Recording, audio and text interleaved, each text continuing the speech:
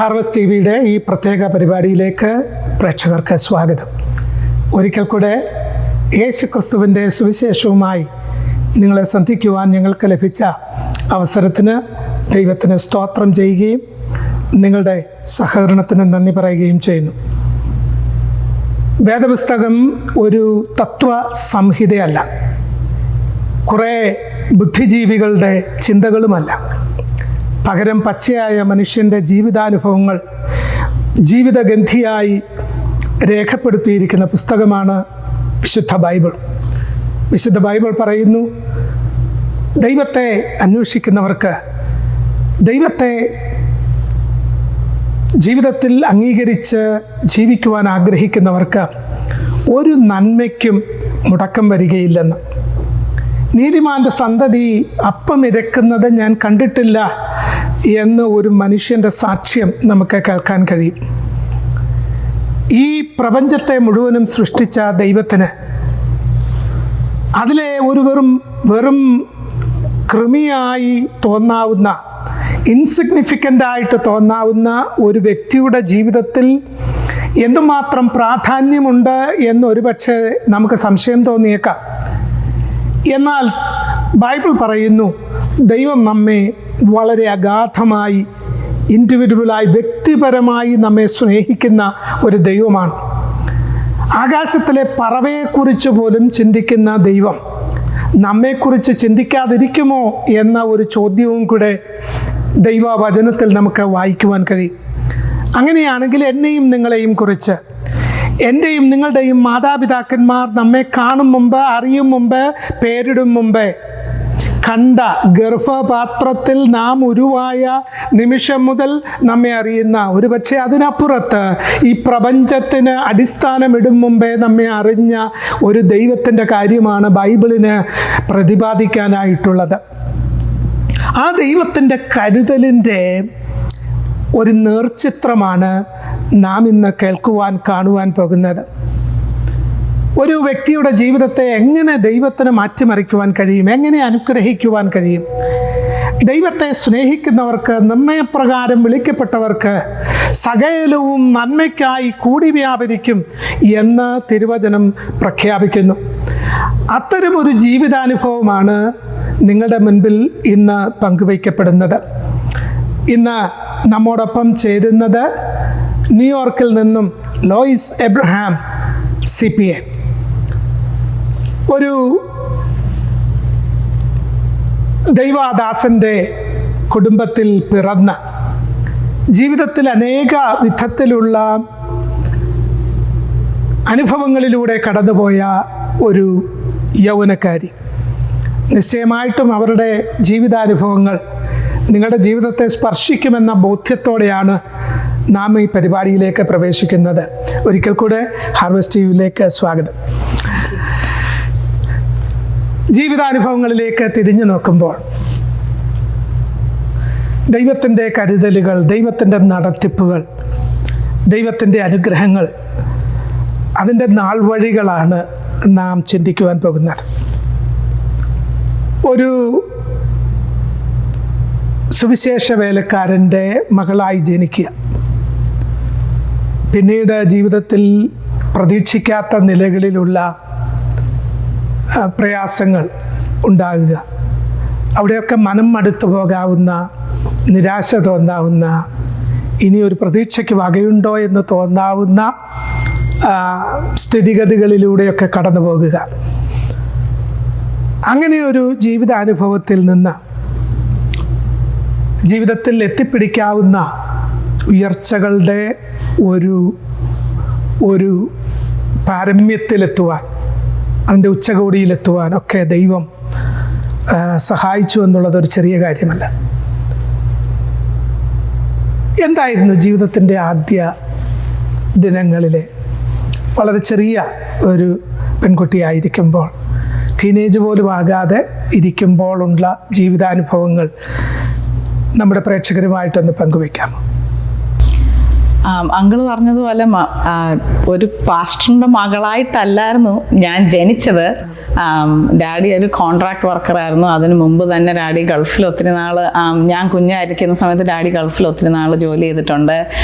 Mummy ഒരു അക്കൗണ്ടൻറ്റിൻ്റെ അണ്ടറിൽ ജോലി ചെയ്തു, പിന്നെ ഒരു സ്കൂൾ ടീച്ചറായിട്ട് ജോലി ചെയ്തിട്ടുണ്ട്. സോ അവർ ജോലിപരമായി ജോലി ചെയ്തുകൊണ്ടിരുന്ന ആൾക്കാരായിരുന്നു. ആ സമയത്താണ് ഞാനുണ്ടായത്. ഞാനാണ് വീട്ടിലെ മൂത്തത്. ഇളയ ഒരു സിസ്റ്ററും ഏറ്റവും ഇളയ ഒരു ബ്രദറും ഉണ്ട്. പക്ഷെ അവരോട് ദൈവാലോചന ഉണ്ടായിരുന്നു. ഒരു മിഷനറി ആയിട്ട് സുവിശേഷ വേല ചെയ്യുമെന്നുള്ള ഒരു ദൈവാലോചന അവരുടെ ജീവിതത്തിലുണ്ടായിരുന്നു. പക്ഷെ അതൊന്നും, എൻ്റെ ഡാഡിയുടെ അപ്പച്ചനും പാസ്റ്ററായിരുന്നു, അന്നത്തെ സുവിശേഷകൻ ആയിരുന്നു. അപ്പൊ ഡാഡിക്ക് അതിൻ്റെ ബുദ്ധിമുട്ടുകളൊക്കെ അറിയാവുന്നതുകൊണ്ട് ഡാഡി അത് ചോയ്സ് അല്ലായിരുന്നു. ഡാഡിയുടേതായിട്ടുള്ള സ്പോർട്സും കാര്യങ്ങളൊക്കെ ആയിട്ട് സ്കൂളിലായിരുന്നപ്പോഴും പിന്നെ ജോലിപരമായി ഡാഡി അതൊക്കെ ചെയ്തു. പക്ഷെ മമ്മിയുടെ മനസ്സിലും ഉണ്ടായിരുന്നു, ഇല്ല, നമ്മളോടുള്ള ഒരു ദൈവവിളി ഇതാണ്. അത് തന്നെയല്ല, ഒരു സാറ്റിസ്ഫാക്ഷൻ ഇല്ലായിരുന്നു അവരുടെ ലൈഫിൽ. ഒരു സാറ്റിസ്ഫാക്ഷൻ ഇല്ലായിരുന്നു. ഡാഡി ജോലിയായിട്ട് ബിസി ആയിട്ട് പോകും. ആ ഒരു നമ്മുടെ മനസ്സിൽ ഒരു ഫാമിലി സാറ്റിസ്ഫാക്ഷൻ ഇല്ലായിരുന്നു.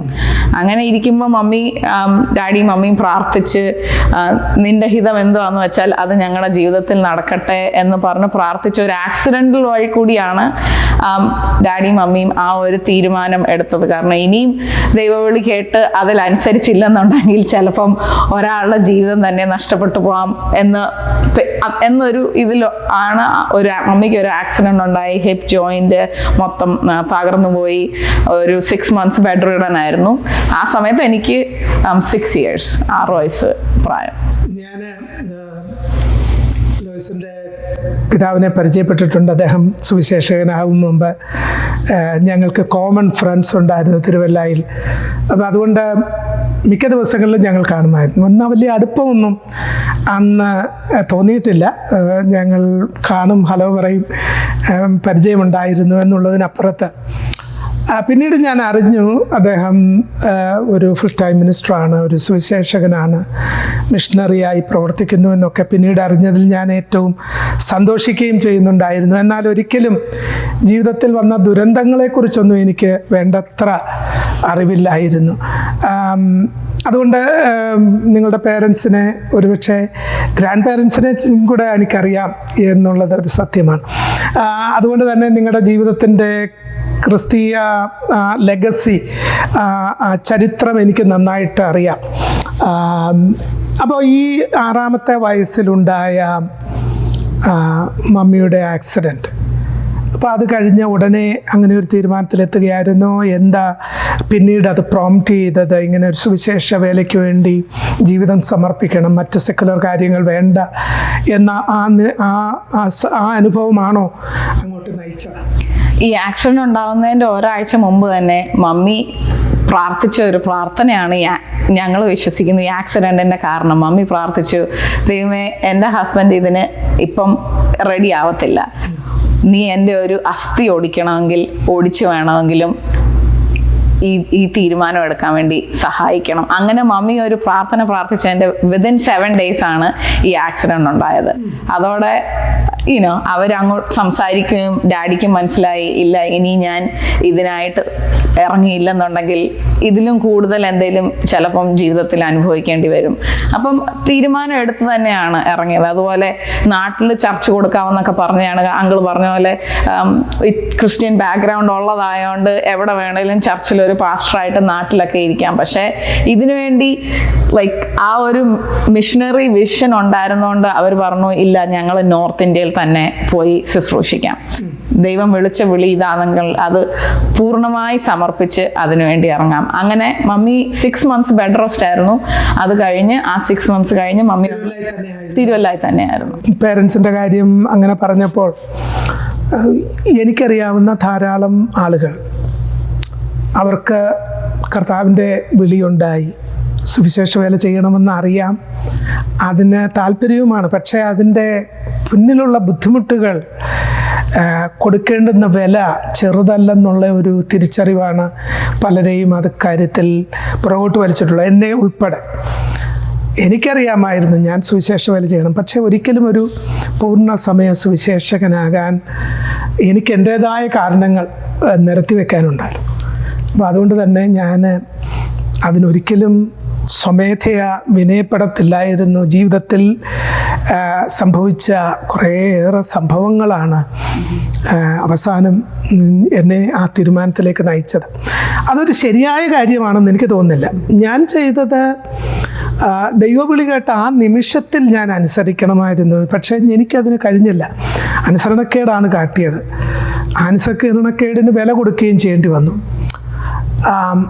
ദൈവത്തിൻ്റെ വഴികളെക്കുറിച്ചുള്ള നമ്മുടെ ചിന്താഗതികൾ വളരെ വികലമാണ്, ഒരു ഫോൾട്ടി ആയിട്ടുള്ള തിങ്കിങ്. കാരണം നമ്മളെ ദൈവം ഇതുവഴി നടത്തുമെന്നുള്ളതിനെക്കുറിച്ച് നമുക്കൊരു രൂപവുമില്ല. കാരണം നാളെക്കുറിച്ച് പോലും നമുക്കറിയത്തില്ല, നാളെ ഉണ്ടാകുമെന്ന് ആർക്കറിയാം. അപ്പോൾ അങ്ങനെയുള്ള നമുക്ക് നമ്മുടെ ജീവിതത്തെക്കുറിച്ചൊരു പ്ലാനിങ് ഒന്നും വലിയ കാര്യമൊന്നുമില്ല. പക്ഷേ എന്നിട്ട് നമ്മളൊക്കെ പറയാറുണ്ട്, എനിക്കത് കാണണം, ഇത് വേണം, അങ്ങനെ ചെയ്യണം, എൻ്റെ ജീവിതം അങ്ങനെ ആയിരിക്കണം എന്നൊക്കെ നമ്മുടേതായിട്ടുള്ള കുറേ പദ്ധതികളൊക്കെ ഇടാറുണ്ടെങ്കിലും ഒരുപക്ഷെ നമ്മൾ അതുവഴിയൊന്നും ആയിരിക്കില്ല പോകുന്നത്. പക്ഷേ ദൈവഹിതത്തിന് വേണ്ടി, ദൈവത്തിൻ്റെ വഴിക്ക് വേണ്ടി നമ്മളെ ഏൽപ്പിച്ചു കൊടുക്കുമ്പോൾ ദൈവം ഒരുക്കിയിട്ടുള്ളത് ഒരു കണ്ണ് കണ്ടിട്ടില്ല, ഒരു ചെവി കേട്ടിട്ടില്ല, ആരുടെയും ഹൃദയത്തിൽ തോന്നിയിട്ടുമില്ല എന്നാണ് നമ്മൾ വായിക്കുന്നത്. അത് വെറുമൊരു വായനയല്ല, വെറുമൊരു എവിടെയെങ്കിലും ഒരു തത്വമൊന്നുമല്ല. ഇറ്റ്സ് നോട്ട് ജസ്റ്റ് ഒരു തത്വശാസ്ത്രം പറയുന്നതൊന്നുമല്ല. അതിനപ്പുറത്ത് നമ്മുടെ ജീവിതാനുഭവം, എൻ്റെ ജീവിതാനുഭവമാണ്. എൻ്റെ ജീവിതത്തിൽ കർത്താവിനെ സ്നേഹിക്കുവാനും ദൈവത്തെ സേവിക്കാനും ലഭിച്ചതാണ് ഏറ്റവും ജീവിതത്തിലെ വലിയ ഭാഗ്യം എന്ന് ഞാൻ ജീവിതത്തിൽ ഇന്ന് തിരിഞ്ഞു നോക്കി പറയാൻ കഴിയും. അപ്പോൾ കുറേ കൂടെ ഈസി ആയിട്ട്, വളരെ ലളിതമായിട്ട് ജീവിക്കാൻ കഴിയുമായിരുന്നു. വേണമെങ്കിൽ കേരളത്തിലൊരു സഭയുടെ പാസ്റ്ററൊക്കെ ആയിട്ട് കുറച്ച് കണക്ഷൻസൊക്കെ ഉണ്ടെങ്കിൽ നമുക്കതൊക്കെ സാധിക്കാവുന്നതേ ഉള്ളൂ. അങ്ങനെ സാധിക്കാമായിരുന്നിട്ടും അവർ മറ്റൊരു വഴിയാണ് തിരഞ്ഞെടുത്ത്, കുറേ കൂടെ റിസ്കി ആയിട്ടുള്ള, ജീവിതത്തിൽ ഇനി എന്ത് സംഭവിക്കുമെന്നുള്ളതിനെക്കുറിച്ച് ഒരു രൂപവുമില്ലാത്ത ഒരു തീരുമാനമാണ് അവരെടുത്തത്. ആ തീരുമാനത്തിൻ്റെ പിന്നാമ്പുറങ്ങൾ, അത് കഴിഞ്ഞ് ഉണ്ടായ ജീവിതത്തിലെ തിക്തമായ അനുഭവങ്ങളെന്ന് ഞാൻ വിളിക്കാൻ ഇഷ്ടപ്പെടുന്നില്ല. പകരം ഒരുപക്ഷെ നമുക്ക് ബുദ്ധിമുട്ടുണ്ടാക്കാവുന്ന നിലയിലുള്ള അനുഭവങ്ങൾ, പ്രത്യേകിച്ച് ഒരു കൊച്ചു പെൺകുട്ടിയുടെ ജീവിതത്തിൽ അതിലൂടെയൊക്കെ കടന്നു പോകുക എന്ന് പറയുന്നത് കുറേ കൂടെ ബുദ്ധിമുട്ടുള്ള കാര്യമാണ്. അപ്പോൾ ആ ജീവിതം, അപ്പോൾ എവിടെയാണ് ശുശ്രൂഷ ആരംഭിച്ചത്, എങ്ങനെയായിരുന്നു ആ ജീവിതത്തിൻ്റെ സുവിശേഷകൻ എന്ന നിലയിൽ, മിഷണറി എന്നുള്ള നിലയിൽ ഉള്ള ആദ്യ നാളുകളെക്കുറിച്ച് ഒരു വിശദീകരണം നമ്മുടെ പ്രേക്ഷകർക്ക് നൽകുമോ? അപ്പോൾ അങ്കിൾ പറഞ്ഞ പോലെ നമ്മൾ പോയ ദുരിതങ്ങൾ എന്ന് പറയുന്ന, ഞാൻ ആ വേർഡ് പറഞ്ഞ ശരിയാണെന്ന് അറിയത്തില്ല, പക്ഷെ പിന്നീട് അങ്കിൾ പറഞ്ഞു ദൈവം അറിയാതെ ഇതൊന്നും നമ്മളെ ജീവിതത്തിൽ വരുന്നില്ല. സോ ദുരിതങ്ങൾ എന്ന് പറയുന്നതിനേക്കാളും നല്ലത് ഒരു ജീവിത അനുഭവം, നമ്മൾ അതിൽ കൂടെ പഠിച്ച ഓരോ ലെസൺസ്. ഇപ്പം മമ്മിയും ഡാഡിയും ഡിസൈഡ് ചെയ്തു ഇങ്ങനെ നോർത്ത് ഇന്ത്യയിൽ തന്നെ പോകാം. ആദ്യം ബോംബെ ആയിരുന്നു, പിന്നെ അത് ഡൽഹി ആയി. പോകാൻ നേരം സമയത്ത് എൻ്റെ പപ്പായും അമ്മച്ചിയും മമ്മിയുടെ പേരൻസ് പറഞ്ഞു, ഇല്ല ബാബു ഷൈനി, ഞങ്ങൾ പിള്ളേരെ നോക്കാം, നിങ്ങളൊന്ന് പോയി നോക്കി അതൊക്കെ സെറ്റിലായിട്ട് പിന്നീട് വന്ന് പിള്ളേരെ കൊണ്ടുപോകും. അന്ന് മമ്മിയും ഡാഡിയും പറഞ്ഞൊരു കാര്യമുണ്ട്, ഇല്ല ഞങ്ങളിത് എങ്ങോട്ടാണ് പോകുന്നതെന്ന് ഞങ്ങൾക്ക് അറിയത്തില്ല, പക്ഷെ ഞങ്ങൾ പോകുമ്പം ഞങ്ങളുടെ പിള്ളേരും ഞങ്ങളുടെ കൂടെ തന്നെ കാണണം. അവരും ഇത് ആദ്യം മുതലേ, അല്ലാതെ അവിടെ പോയി ഞങ്ങളെല്ലാം സെറ്റിലായി എല്ലാം ഒന്ന് ഓക്കെ ആയി കഴിഞ്ഞിട്ട് പിള്ളേരെ അതിന് കൊണ്ടുപോകണ്ട, അവരാദ്യം മുതലേ ഇത് അനുഭവിക്കട്ടെന്നും പറഞ്ഞ് ഞങ്ങളെ കൊണ്ടാണ് ആദ്യം പോയപ്പോഴേ ഞാൻ ഓർക്കുന്ന, ഡാഡി സൗദിയിൽ നിന്നൊക്കെ കൊണ്ടുവന്ന വലിയ ഇതുപോലത്തെ ഒരു ട്രങ്ക്, 2 പെട്ടി നിറച്ച സാധനവും മമ്മി ഒരു തോളയിൽ ഇങ്ങനെ പിടിക്കും, കാരണം മമ്മിക്ക് നടക്കാറായില്ല. അന്ന് എനിക്ക് 6 വയസ്സും എൻ്റെ അനിയത്തിക്ക് 4 വയസ്സും ഇളയ ബ്രദറിന് 1 വയസ്സും. അങ്ങനെ ഞങ്ങൾ 5 പേരും കൂടെ ഡൽഹിക്ക് ട്രെയിൻ എടുത്ത് പോയി. ശരിക്കും അപ്പോൾ ഒരു വിശ്വാസ ജീവിതം തന്നെയായിരുന്നു. കാരണം അബ്രഹാമിനെ ദൈവം വിളിക്കുമ്പോൾ എങ്ങോട്ടെന്നറിയത്തില്ല, എന്താ സംഭവിക്കാൻ പോകുന്നതെന്നറിയത്തില്ല. വേദശാസ്ത്രജ്ഞന്മാരുടെ ചിന്തയിൽ അദ്ദേഹം വളരെ കംഫർട്ടബിളായിട്ടുള്ള ഒരു നല്ല ബിസിനസ്മാൻ ആയിരുന്നു. പക്ഷെ അതെല്ലാം പുറകിൽ ഉപേക്ഷിച്ചിട്ട് ദൈവശബ്ദം കേട്ടു എന്ന ഒരു ബോധ്യത്തോടെ അങ്ങനെ ഒരു പോക്കായിരുന്നു ഇത്, അല്ലേ? അപ്പോൾ ഡൽഹിയിലാണ് ആദ്യമായിട്ട് പോയി. എന്തെങ്കിലും ആ ഒരു സ്ഥലം തിരഞ്ഞെടുക്കാൻ എന്തെങ്കിലും പ്രത്യേക കാരണമുണ്ടായിരുന്നു? ഇല്ല, അന്ന് ഡാഡി ഷാരോൺ ലണ്ടനിൽ നിൽക്കുമായിരുന്നു. അന്ന് ടി ജി കോശി അപ്പച്ചനോട് സംസാരിച്ച് അങ്ങനെ അവർ ഡൽഹിയിൽ ഒരു ചർച്ച് സ്റ്റാർട്ടായി വരുന്നുണ്ട്. അപ്പം അതൊരു നല്ല ഫീൽഡ് ആയിരിക്കും എന്നും പറഞ്ഞാൽ അങ്ങനെ ഡൽഹിയിലോട്ട് എനിക്ക് തോന്നുന്നു 2-3 വിശ്വാസി ഫാമിലീസേ അന്ന് ആ ചർച്ചിലുണ്ടായിരുന്നുള്ളൂ. അങ്ങനെ മലയാളികളായിരുന്നു എല്ലാവരും. അവിടെ ചെന്ന് കഴിഞ്ഞിട്ടുണ്ടായ അനുഭവങ്ങൾ, പ്രത്യേകിച്ച് മമ്മിക്ക് വേണ്ടത്ര സുവിശേഷ വേലയിൽ വേണ്ടത്ര പങ്കാളിത്തം നൽകാൻ ശാരീരിക ബുദ്ധിമുട്ട് ഉണ്ട് എന്നുള്ളത്, ആ ജീവിത സമയത്തെക്കുറിച്ചൊന്ന് വിശദീകരിക്കാമോ? ഞങ്ങൾ ചെല്ലുന്ന സമയത്ത് ഞാൻ പറഞ്ഞാലും മമ്മിക്ക് അത്ര നടക്കാനൊന്നും ഇതില്ലായിരുന്നു. എന്നാലും മമ്മിയെ കൊണ്ടാവുന്ന പോലെ മമ്മി അന്നും എന്തെങ്കിലും പെയിൻ വേദനയോ ഒക്കെ എന്തെങ്കിലും ഇതുമായിട്ട് ബന്ധപ്പെട്ടുണ്ടായിരുന്നു? ഹിപ്പിന് നല്ല വേദന ഉണ്ടായിരുന്നു. നടക്കുമ്പോൾ ഒരു ലിംപ് ഉണ്ടായിരുന്നു. അത് ഫസ്റ്റ് സർജറി ശരിക്കും പറഞ്ഞാൽ സക്സസ്ഫുൾ അല്ലായിരുന്നു. സോ അത് ഒരു 2.5 വർഷം കഴിഞ്ഞപ്പോൾ ഡൽഹിയിൽ വെച്ച് സെക്കൻഡ് സർജറി ചെയ്ത് ആദ്യം ഇട്ടിരുന്ന പ്ലേറ്റ്സും അതും എല്ലാം ഊരണ്ട വന്നു. അതുകൊണ്ടാണ് മമ്മി ഇപ്പോഴും ലിംപ് ചെയ്താൽ നടക്കുന്നത്, ബിക്കോസ് ഫസ്റ്റ് സർജറി സക്സസ്ഫുൾ അല്ലായിരുന്നുകൊണ്ട്. പക്ഷെ അതിന് അവിടെ ഡൽഹി ചെന്ന് കഴിഞ്ഞ് അങ്കിള് ചിലപ്പോൾ നോർത്ത് ഇന്ത്യ ഒക്കെ അറിയായിരിക്കും, അവിടെ ലിഫ്റ്റും കാര്യങ്ങളും ഒന്നും ഇല്ല. വിശ്വാസികളൊക്കെ താമസിക്കുന്നത് 5th ഫ്ലോറിലും 4th ഫ്ലോറിലും ഒക്കെയാണ്. അപ്പോൾ ഈ സ്റ്റെപ്പ് എല്ലാം മമ്മി കയറുകയോ ഇറങ്ങുകയൊക്കെ ചെയ്തു. ചിലപ്പോൾ അതുകൊണ്ടായിരിക്കും ഈ പ്ലേറ്റ്സ് ഒക്കെ സ്ലിപ്പായി വന്നതും. എന്നാലും ഡാഡി ഒരിക്കലും മമ്മി ഇല്ലാതെ, എന്ന് വെച്ചാൽ ഫാമിലി ഇല്ലാതെ എങ്ങും ഡാഡി പോകത്തില്ലായിരുന്നു. അപ്പം ഞങ്ങളെല്ലാവരും കൊണ്ടായിരുന്നു വിസിറ്റിങ്ങിന് പോകുന്നതും കാര്യങ്ങളെല്ലാം ചെയ്യുന്നതും. പിന്നെ മമ്മിക്ക് മിക്കവാറും മമ്മി കിടപ്പായിരുന്നു. പിന്നെ സെക്കൻഡ് സർജറി ആയ സമയത്ത് മമ്മിക്ക് കുറച്ച് നാൾ കിടക്കേണ്ടി വന്നു. ആ സമയത്തൊക്കെ ബ്രദറിനെ നോക്കുന്ന കാര്യമാണെങ്കിലും അവൻ മമ്മീന്ന് വിളിക്കുന്നതിന് പകരം ലോയിസേന്നായിരുന്നു വിളിക്കുന്നത്. അവൻ കുളിപ്പിക്കാനാണേലും ഹോംവർക്ക് ചെയ്യാനാണേലും ആ കാര്യങ്ങൾക്കൊക്കെ ഇച്ചിരി നേരത്തെ തന്നെ ഗ്രോ അപ്പ് ചെയ്യേണ്ട ഒരു സിറ്റുവേഷൻ അന്ന് എനിക്ക് ഉണ്ടായി. ഒരു അമ്മയുടെ സ്ഥാനം കൂടെ ഏറ്റെടുത്ത് അവർക്ക് വേണ്ട പരിചരണം എന്നെ കൊണ്ടാവുന്ന പോലൊക്കെ ആ പ്രായത്തില് ചെയ്യാവുന്ന കാര്യങ്ങൾ അതൊരു ചെറിയ കാര്യമല്ല. കാരണം കൊച്ചു പിള്ളേരിങ്ങനെ ഓടി കളിച്ച് നടക്കുന്ന ഒരു കാലം. അപ്പോൾ ഇങ്ങനെ ഒരു ഉത്തരവാദിത്വം ഏറ്റെടുക്കുക എന്ന് പറയുന്നത് ഒരു ചെറിയ കാര്യമല്ല. ദൈവവചനത്തിൽ നമ്മളിങ്ങനെ ഒരു വാക്യം വായിക്കുന്നുണ്ട്, ബാല്യത്തിലെ നുകം ചുമക്കുന്നത് നല്ലതാണ്. അപ്പോൾ അങ്ങനെ ഒരു ജീവിതാനുഭവം ഒരു പാസ്റ്ററുടെ ഭാര്യയ്ക്ക് ചെയ്യാൻ കഴിയാത്ത ലിമിറ്റേഷൻസ് ഉള്ളപ്പോൾ തന്നെ ഒരു കൊച്ചുമകൾ ആ ഒരു സ്ഥാനത്തേക്ക് കയറി നിന്ന് ഈ സ്വയമായിട്ട് അതൊരു ഒരു ഒരു ഒരു ത്യാഗത്തിൻ്റെ കഥ കൂടിയാണ്, ഒരു സാക്രിഫൈസാണ്. അപ്പോൾ ആ നിലകളിൽ നിശ്ചയമായിട്ടും ലോയ്സിൻ്റെ ജീവിതത്തിൽ അതൊരു ഒരു വഴിത്തിരിവാണിക്കാം. നമ്മളെ കേൾക്കുന്ന പല കുഞ്ഞുങ്ങളും ജീവിതത്തിൽ അപ്പനും അമ്മയും ശ്രദ്ധിച്ചില്ല, കരുതിയില്ല, കൊടുത്തില്ല എന്നൊക്കെ പരാതി പറയുന്നവർ കാണുമായിരിക്കാം. അവരോടൊരു വാക്ക് ഈ അവസരത്തിൽ പറയാൻ കഴിയുമോ? ഞാൻ പറയും, എൻ്റെ മമ്മിയും ഡാഡിയും ഇത് കേട്ടിട്ടുണ്ട്. കാരണം നിങ്ങൾ നിങ്ങളുടെ മക്കൾക്ക് ഇപ്പോൾ കൊടുക്കേണ്ട അറ്റൻഷൻ നിങ്ങൾ കൊടുക്കുന്നില്ല. ഈ പ്രായത്തിൽ അവൾ സ്കൂളിൽ പഠിക്കേണ്ട സമയമാണ്, അല്ലെങ്കിൽ പഠിത്തത്തിന് അറ്റൻഷൻ കൊടുക്കേണ്ട സമയമാണ്. പക്ഷെ അന്ന് ബൈബിളിൽ പറഞ്ഞേക്കുന്ന പോലെ മുമ്പേ എൻ്റെ രാജ്യവും നീതി അന്വേഷിപ്പിൻ, അതോടുകൂടെ സകലതും നിനക്കായി ദൈവം തരും എന്ന ആ ബൈബിൾ വാക്യമായിരുന്നു മമ്മിയും ഡാഡിയും അന്നും അതിൻ്റെ ആൻസറായിട്ട് പറയുന്നത്. കാരണം ഞങ്ങളെ വിളിച്ച ദൈവം വിശ്വസ്തനാ.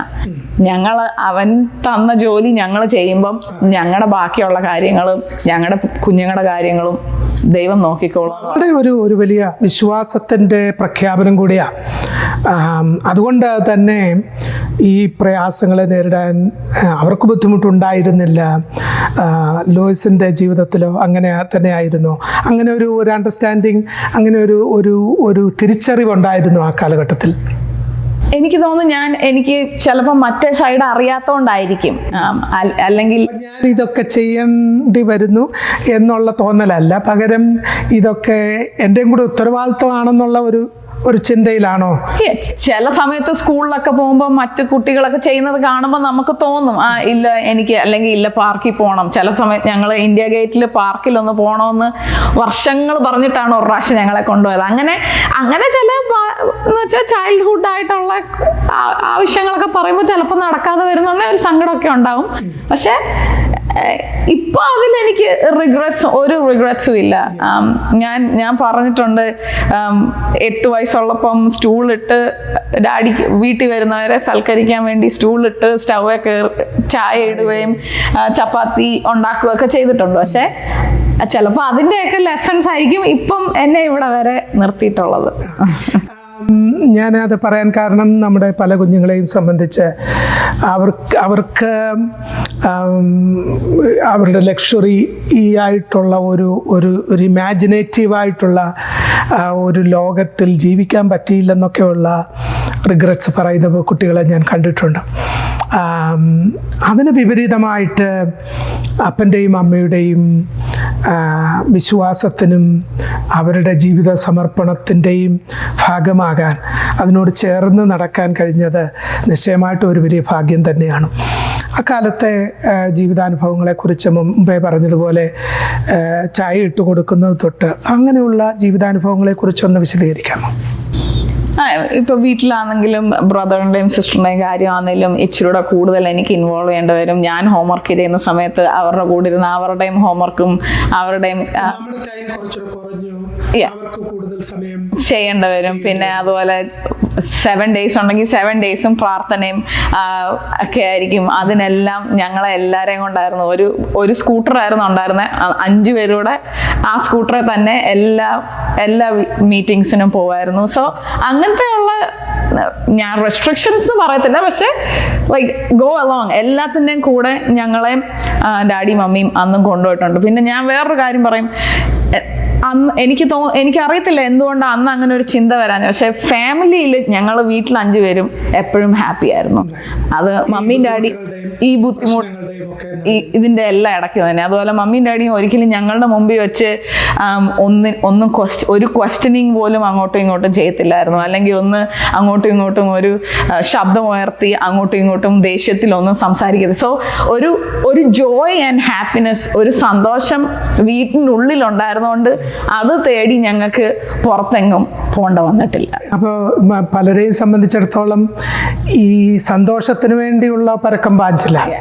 പണം ഉണ്ടായിരിക്കാം, സാഹചര്യങ്ങളൊക്കെ അനുകൂലമായിരിക്കാം, നല്ല ജോലി ഉണ്ടായിരിക്കാം, ആരോഗ്യം ഉണ്ടായിരിക്കാം, പക്ഷേ സമാധാനവുമില്ല, സന്തോഷവുമില്ല.